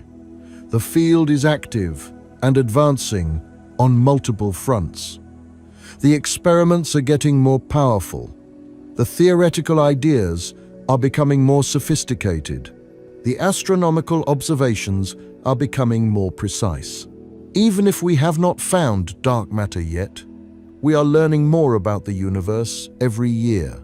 Let me share with you some of the more speculative ideas about dark matter that scientists are exploring. These are not mainstream theories, but they show the range of thinking in the field. One idea is that dark matter might have its own rich physics. Just as ordinary matter comes in many forms, protons and neutrons and electrons and photons, dark matter might also come in multiple types of particles with their own interactions. There might be dark photons, dark versions of the force carriers that ordinary matter uses. There might be dark atoms, composed of dark protons and dark electrons bound together by dark electromagnetism. If this dark sector exists, it would be a hidden world running parallel to our own. Dark matter might form dark planets, dark stars, even dark galaxies. These structures would be completely invisible to us, interacting with our universe only through gravity. Some physicists have even speculated about dark life. If dark matter can form complex structures, could those structures develop the ability to reproduce and evolve? This is almost certainly science fiction rather than science, but it illustrates how little we know about what dark matter might be capable of. The idea of a dark sector is not entirely without observational constraints. If dark matter had strong self-interactions, it would behave differently in galaxy collisions than if it were completely non-interacting. The halos of galaxies might have different shapes. There might be dark matter substructures that leave detectable gravitational imprints. Observations of galaxy clusters and galaxy shapes have placed limits on how strongly dark matter can interact with itself. These limits are still fairly weak, leaving room for a dark sector with modest interactions. But the strongest self-interactions, the ones that would allow for complex dark structures, seem to be ruled out by the data. This idea is hard to test, but it is not impossible. If dark matter interacts with itself, it would behave differently in galaxy collisions than if it were completely non-interacting. The halos of galaxies might have different shapes. There might be dark matter substructures that leave detectable gravitational imprints. Another speculative idea is that dark matter might be connected to extra dimensions. String theory, a theoretical framework that attempts to unify all the forces of nature, predicts that the universe might have more dimensions than the three of space and one of time that we experience. Particles might exist in these extra dimensions, and gravity might leak between dimensions in ways that could explain dark matter. If extra dimensions are real, dark matter might not be matter at all in the conventional sense. It might be the gravitational influence of matter in another dimension, matter that we cannot access but whose gravity reaches into our own dimension. These ideas are speculative, and there is no direct evidence for them. But they show that scientists are willing to think beyond the conventional framework when conventional ideas fail to produce answers. The universe has surprised us before. It might surprise us again. As we approach the end of this journey, I want to reflect on what dark matter tells us about the nature of scientific discovery. Science is often portrayed as a series of eureka moments, sudden flashes of insight that reveal the secrets of the universe. In reality, most science is much slower and more incremental. Dark matter was not discovered in a single moment. It was pieced together over decades through the painstaking work of hundreds of scientists building on each other's observations. The story is also one of frustration. Zwicky proposed dark matter in 1933. Nearly a century later, we still do not know what it is. Generations of physicists have worked on this problem without solving it. Experiments have been built, run, and retired without detecting a signal. Theories have been proposed, tested, and discarded. This might seem like failure, but it is not. Each null result teaches us something. Each unsuccessful experiment narrows the possibilities. Science advances by ruling things out, as well as by finding things. We know more about dark matter today than we did 50 years ago, even though we have not found it yet. There is also a lesson here about the limits of human knowledge. We like to think that we can understand everything, that the universe is ultimately comprehensible. Dark matter challenges this assumption. It has resisted our best efforts for nearly a century. It may continue to resist for decades more. There is no guarantee that we will ever identify the particles that compose it. But this uncertainty is not a reason for despair. It is a reason for wonder. The universe is vast and strange and full of mysteries. Dark matter is one of them. The fact that we know it exists, even if we do not know what it is, shows how far we have come. The fact that we are still searching shows how much there is left to discover. Let me leave you with a thought about perspective. Right now, as you listen to this, you are embedded in a halo of dark matter. The Milky Way galaxy, our home, is surrounded by a cloud of invisible matter that extends for hundreds of thousands of light years. You are swimming in an ocean you cannot see. Dark matter particles drift through you constantly, billions per second, never stopping, never slowing, continuing on journeys that have lasted billions of years. You are, in a very real sense, shaped by invisible matter. Not directly, of course. Your atoms are ordinary matter, protons and neutrons and electrons, the stuff we understand. But the gravity that shapes your environment, the force that holds galaxies together and allows stars to form and planets to coalesce, that gravity is dominated by dark matter. Without dark matter, the gas that became the sun would never have collapsed. Without dark matter, the rocky material that became the Earth would never have accumulated. Without dark matter, the complex chemistry that led to life would never have occurred. You owe your existence to something you cannot see and may never fully understand. This is humbling. It is also beautiful. The visible universe, all the stars and planets and nebulae that we photograph and admire, is just a thin coating on an invisible foundation. We live in the luminous fringe of a mostly dark cosmos. Most of reality is hidden from us, and yet we discovered it. Through careful observation and clever reasoning, we figured out that the visible universe is not all there is. We mapped the invisible. We measured what we cannot see. This is one of humanity's greatest achievements. The story of dark matter is not over. The mystery remains unsolved. But the fact that we know the mystery exists is itself a triumph. It means the universe is larger and stranger than we ever imagined. It means there are discoveries still to be made, puzzles still to be solved, wonders still to be found. Somewhere out there, in a laboratory underground, or a telescope pointed at the sky, or a theoretical calculation scribbled on a whiteboard, someone is working on this problem right now. They are chipping away at the mystery, trying to find the piece that unlocks everything. And someday, perhaps in your lifetime, they might succeed. When that day comes, when we finally understand what dark matter is, it will be one of the greatest discoveries in the history of science. It will rewrite our understanding of physics and cosmology. It will answer questions that have haunted us for a century. But even if that day never comes, even if dark matter remains forever mysterious, the search itself has value. It has pushed the boundaries of technology and expanded the frontiers of knowledge.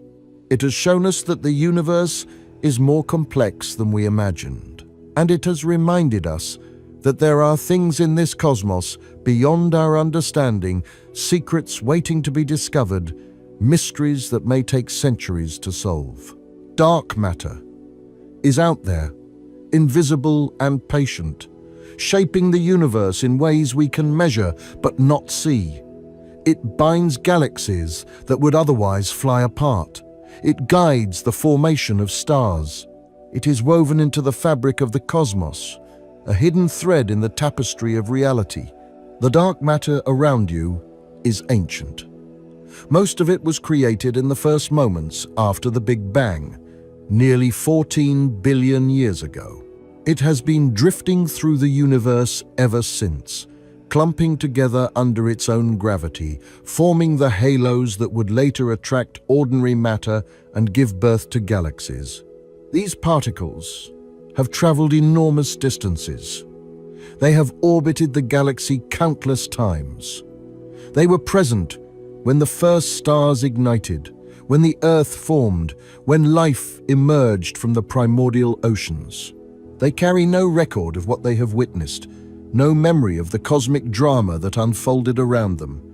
They simply drift, indifferent and eternal. The typical dark matter particle in our galaxy moves at about 220 miles per second relative to the galactic center. That is fast by human standards, but slow compared to light.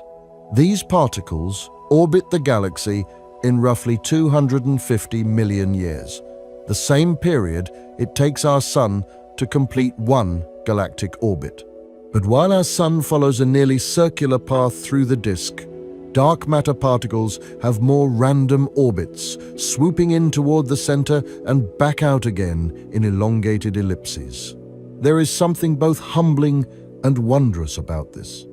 We are surrounded by witnesses to cosmic history, travelers who have been everywhere and seen everything, and we cannot even detect their presence.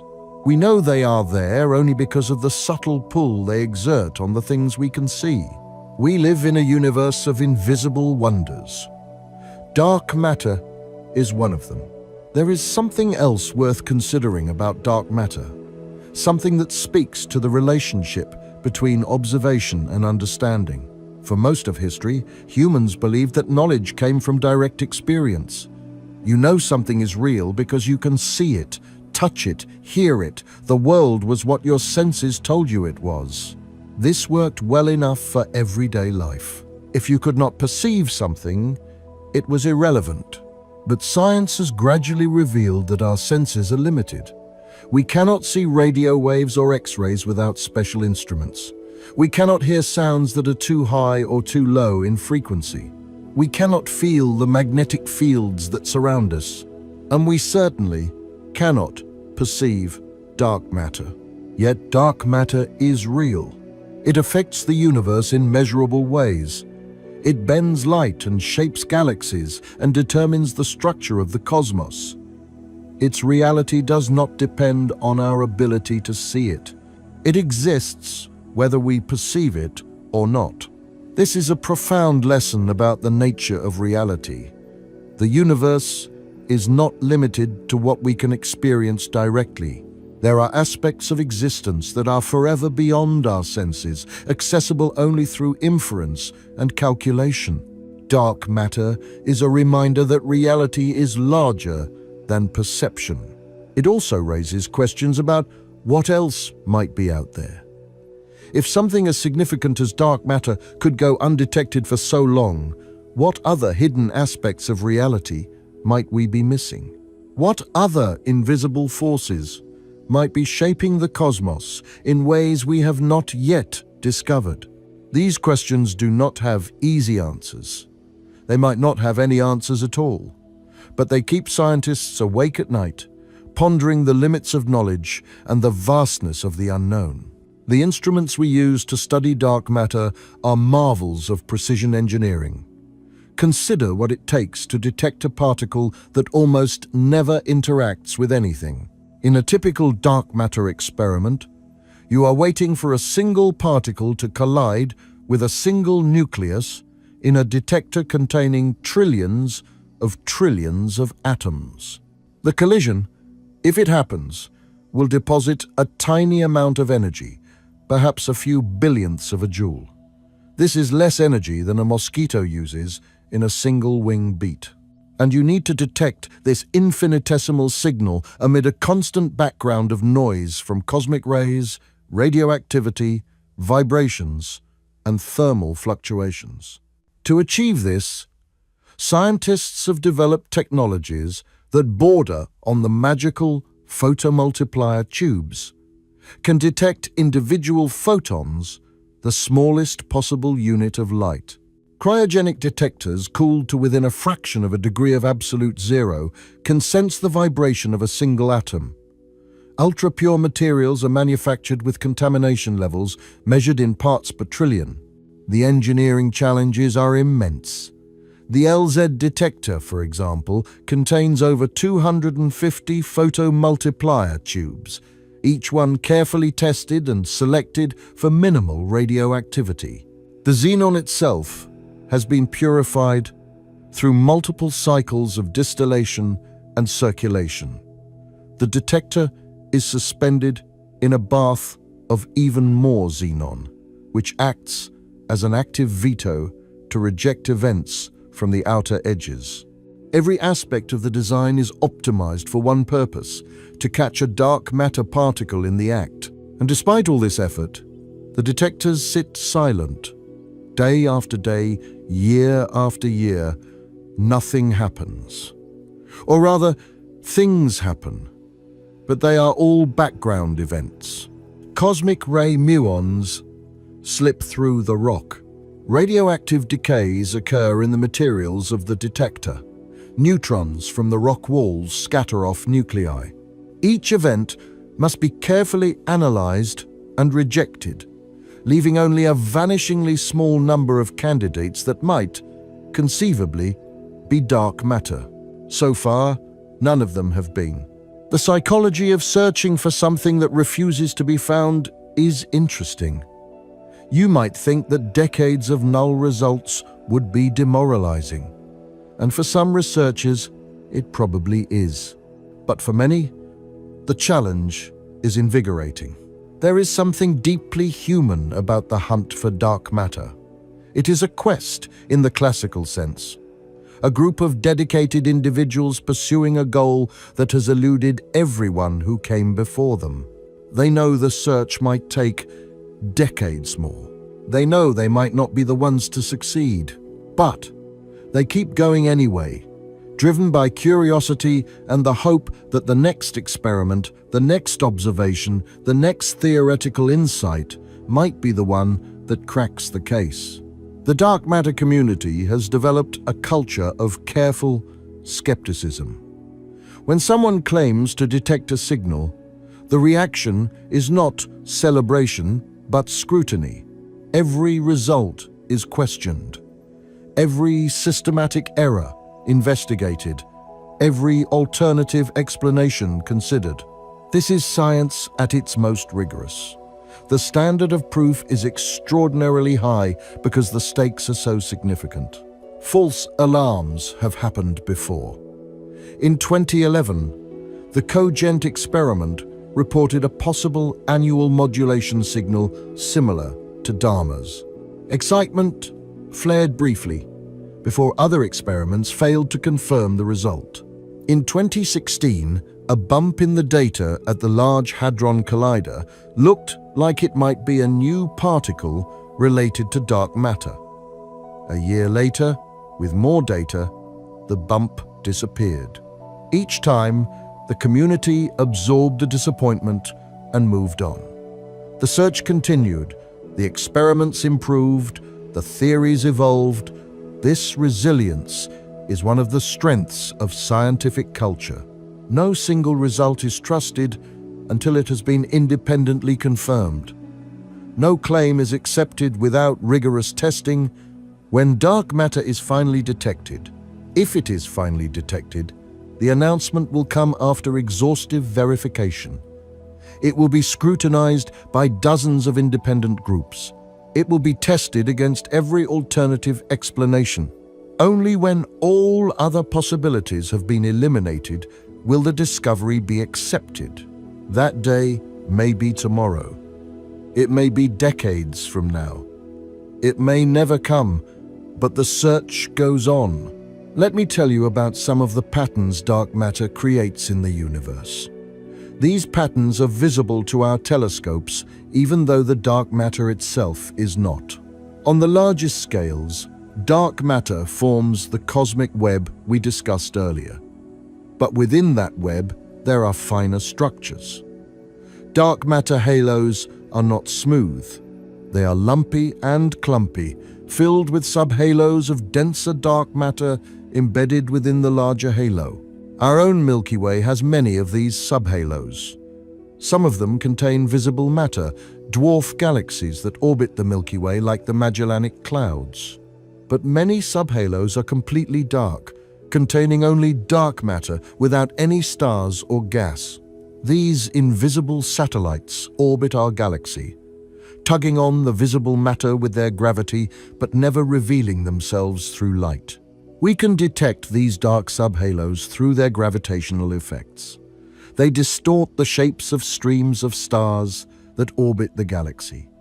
They perturb the motions of stellar associations.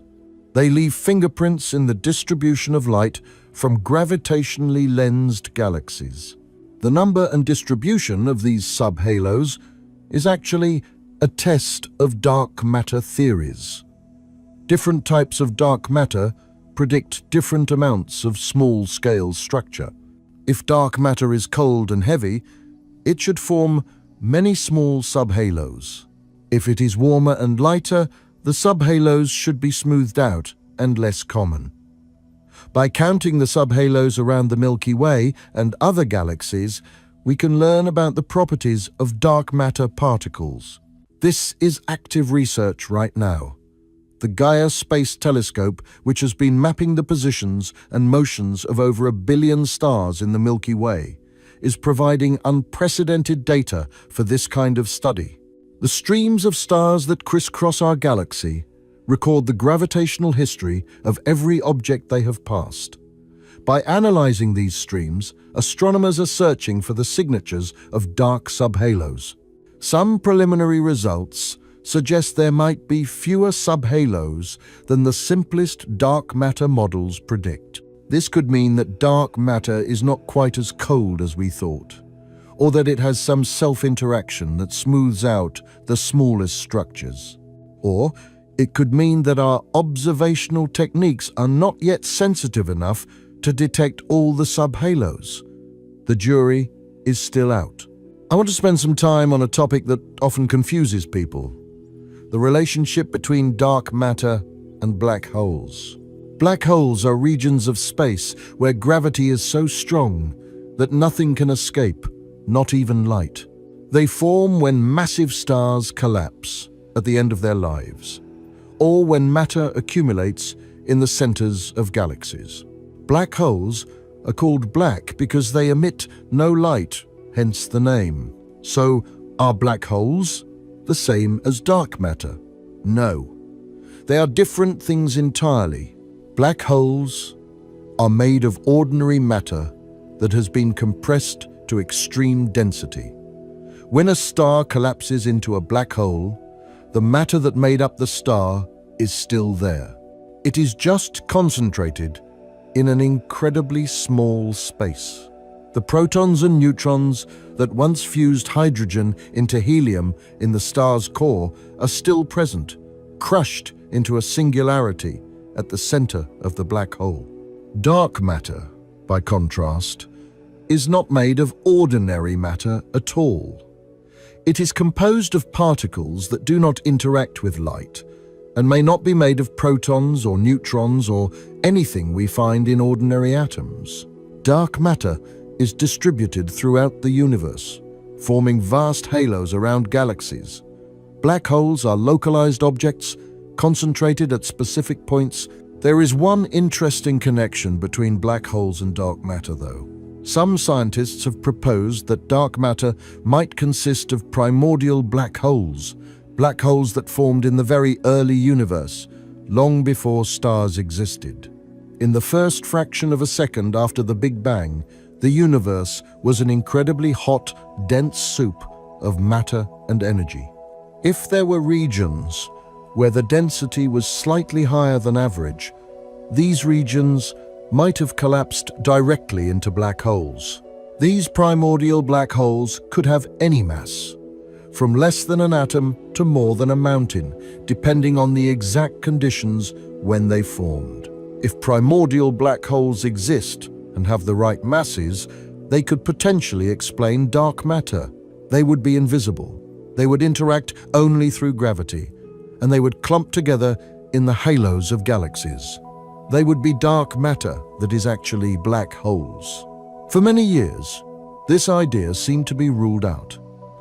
Observations placed limits on how many primordial black holes could exist at various masses.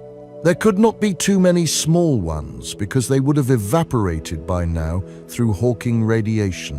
There could not be too many big ones because they would disrupt binary star systems or produce too much gravitational lensing.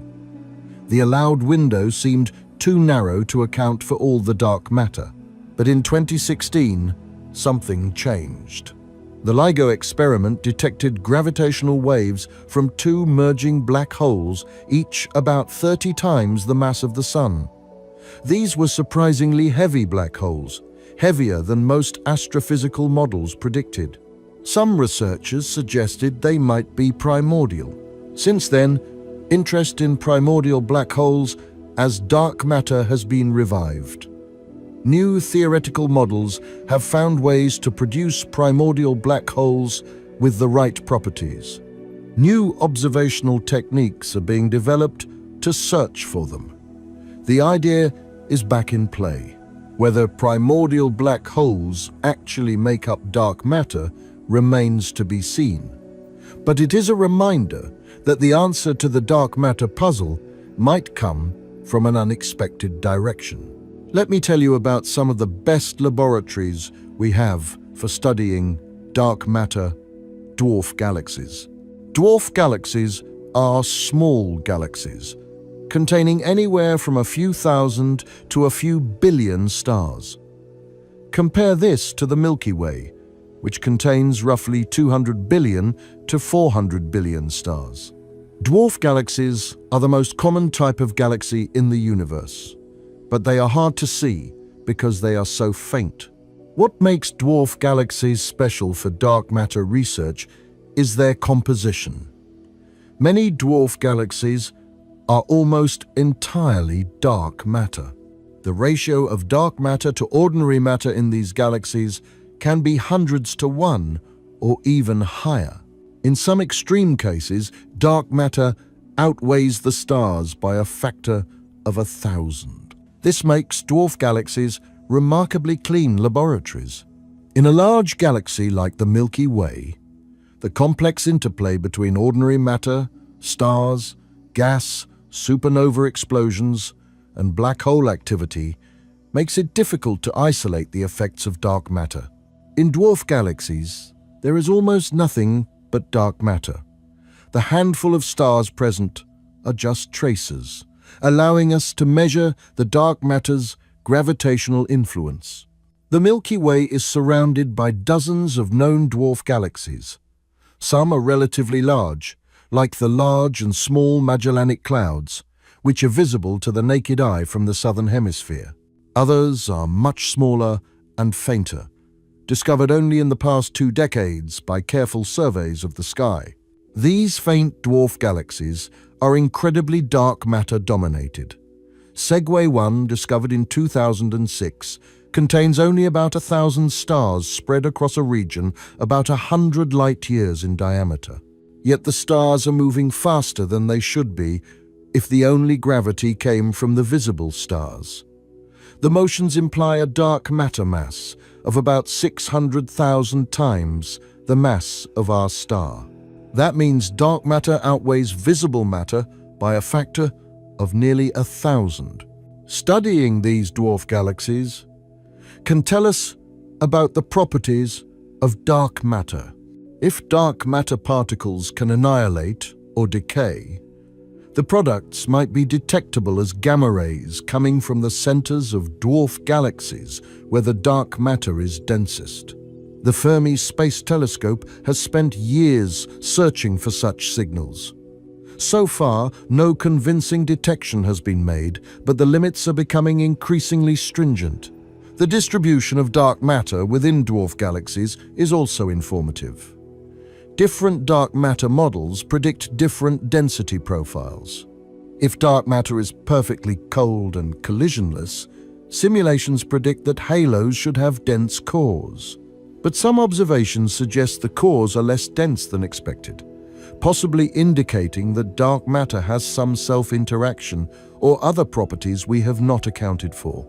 This discrepancy, sometimes called the core cusp problem, remains an active area of research. It could indicate new physics about dark matter, or it could reflect our incomplete understanding of how ordinary matter affects dark matter distributions. The answer is not yet clear. Let me talk about one of the most precise pieces of evidence for dark matter, the cosmic microwave background. The cosmic microwave background, or CMB, is light left over from the early universe. About 380,000 years after the Big Bang, the universe cooled enough for electrons and protons to combine into neutral hydrogen atoms. Before this happened, the universe was opaque because free electrons scattered photons in every direction. After this happened, the photons were free to travel unimpeded through space. Those photons have been traveling ever since. We detect them today as a faint glow of microwave radiation coming from every direction in the sky. This glow has been measured with extraordinary precision by satellites like COBE, WMAP, and Planck. The CMB is not perfectly uniform. There are tiny variations in its temperature from one direction to another, fluctuations of about 1 part in 100,000. These fluctuations are the imprint of the density variations in the early universe, the seeds that would later grow into galaxies and clusters. The pattern of these fluctuations depends on the composition of the universe. Different amounts of ordinary matter, dark matter, and dark energy produce different patterns. By analyzing the CMB in detail, scientists can measure the amounts of each component with remarkable accuracy. The Planck satellite, which operated from 2009 to 2013, produced the most precise measurements of the CMB ever made. Its data tell us that the universe is about 68% dark energy, about 27% dark matter, and about 5% ordinary matter. These numbers are not guesses. They are derived from careful fits to the data, with uncertainties of only a few percent. The CMB also tells us that dark matter was present in the early universe. If dark matter did not exist, the pattern of fluctuations would look different. The peaks and troughs in the CMB power spectrum, the mathematical representation of the fluctuations, occur at specific positions that depend on the amount of dark matter. The observed positions match dark matter predictions perfectly. This is powerful evidence that dark matter is real and has been part of the universe since the beginning. It is not something that developed later, after galaxies formed. It was there from the start, shaping the universe from its earliest moments. As we near the end of this exploration, let me step back and consider what we have learned. Dark matter is real. The evidence comes from multiple independent sources: galaxy rotation curves, galaxy clusters, gravitational lensing, the cosmic microwave background, the formation of large-scale structure, the bullet cluster. Each piece of evidence on its own might admit alternative explanations. Together, they form a coherent picture that is hard to explain without dark matter. Dark matter is not made of ordinary atoms. Searches for MACOs and other dark ordinary matter have come up empty. The CMB independently confirms that baryonic matter makes up only a small fraction of the cosmic inventory. The dark matter must be composed of particles not found in the periodic table. Dark matter interacts very weakly, if at all, with ordinary matter and light. Decades of direct detection experiments have not found a signal. This tells us that dark matter particles, if they exist, must interact much more rarely than even the weak nuclear force would suggest. Dark matter shapes the universe. It provided the gravitational template on which galaxies formed. It holds galaxies and clusters together today. It determines the structure of the cosmic web. And dark matter remains mysterious. Despite nearly a century of research, we do not know what it is made of. We have candidates and theories, but no confirmed detection. The particle or particles that compose dark matter are still unknown. This is the state of knowledge as of now. The mystery is unsolved, but the search continues. What can you take away from all of this? Perhaps the most important lesson is that the universe is stranger than it appears. What you can see is not all there is. The visible cosmos, as beautiful and vast as it seems, is just a small fraction of reality. Most of what exists is hidden from our eyes. This should not be frightening. It should be inspiring. There are discoveries still to be made, secrets still to be uncovered, wonders still to be found. The universe is not a closed book. It is an open frontier. Dark matter also reminds us of the power of human reason. We discovered something invisible by watching how visible things move. We mapped it by measuring how light bends around it.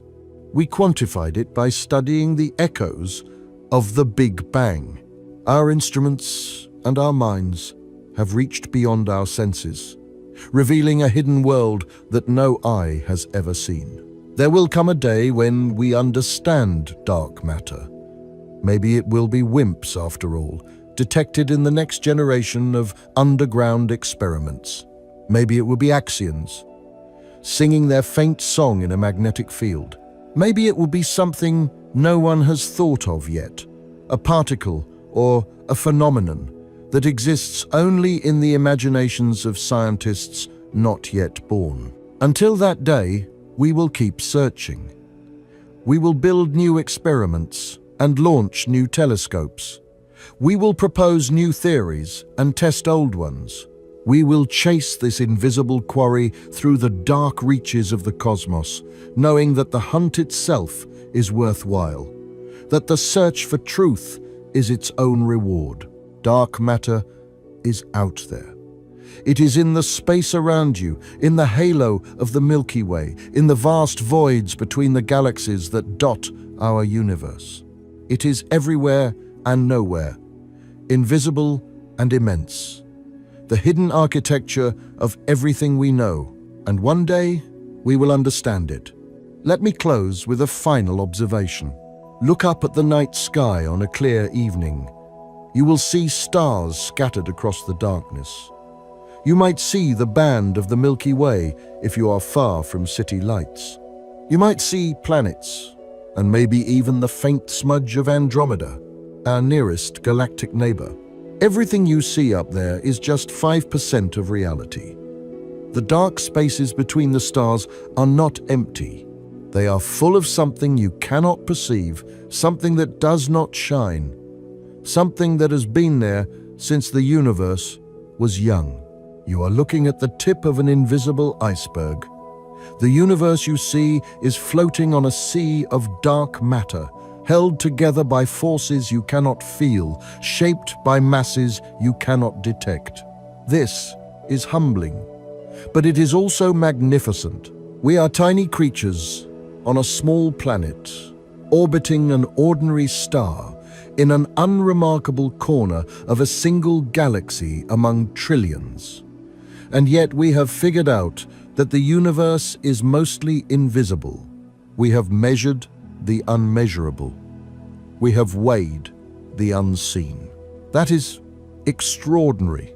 Dark matter is one of the great mysteries of our time. Solving it will require new ideas, new experiments, and perhaps new physics. The answer may be decades away. It may be centuries away. It may be forever beyond our reach. But whatever happens, we have already accomplished something remarkable. We have glimpsed the hidden universe. We have proven that reality extends far beyond what we can see. We have learned to trust the evidence even when our senses fail us. Dark matter is the invisible universe that controls everything. It is the hidden hand shaping the galaxies. It is the secret structure of the cosmos. And for now, it remains a mystery. But mysteries are meant to be solved. Thank you for joining me on this journey through the dark. The universe is vast and strange and full of wonders. Dark matter is one of them. Until next time, keep looking up. Keep wondering about the invisible forces that shape our universe. And remember, what you see is not all there is. The cosmos holds secrets we have only begun to uncover, mysteries written in gravity rather than light. Dark matter is just one chapter in a story that is still being written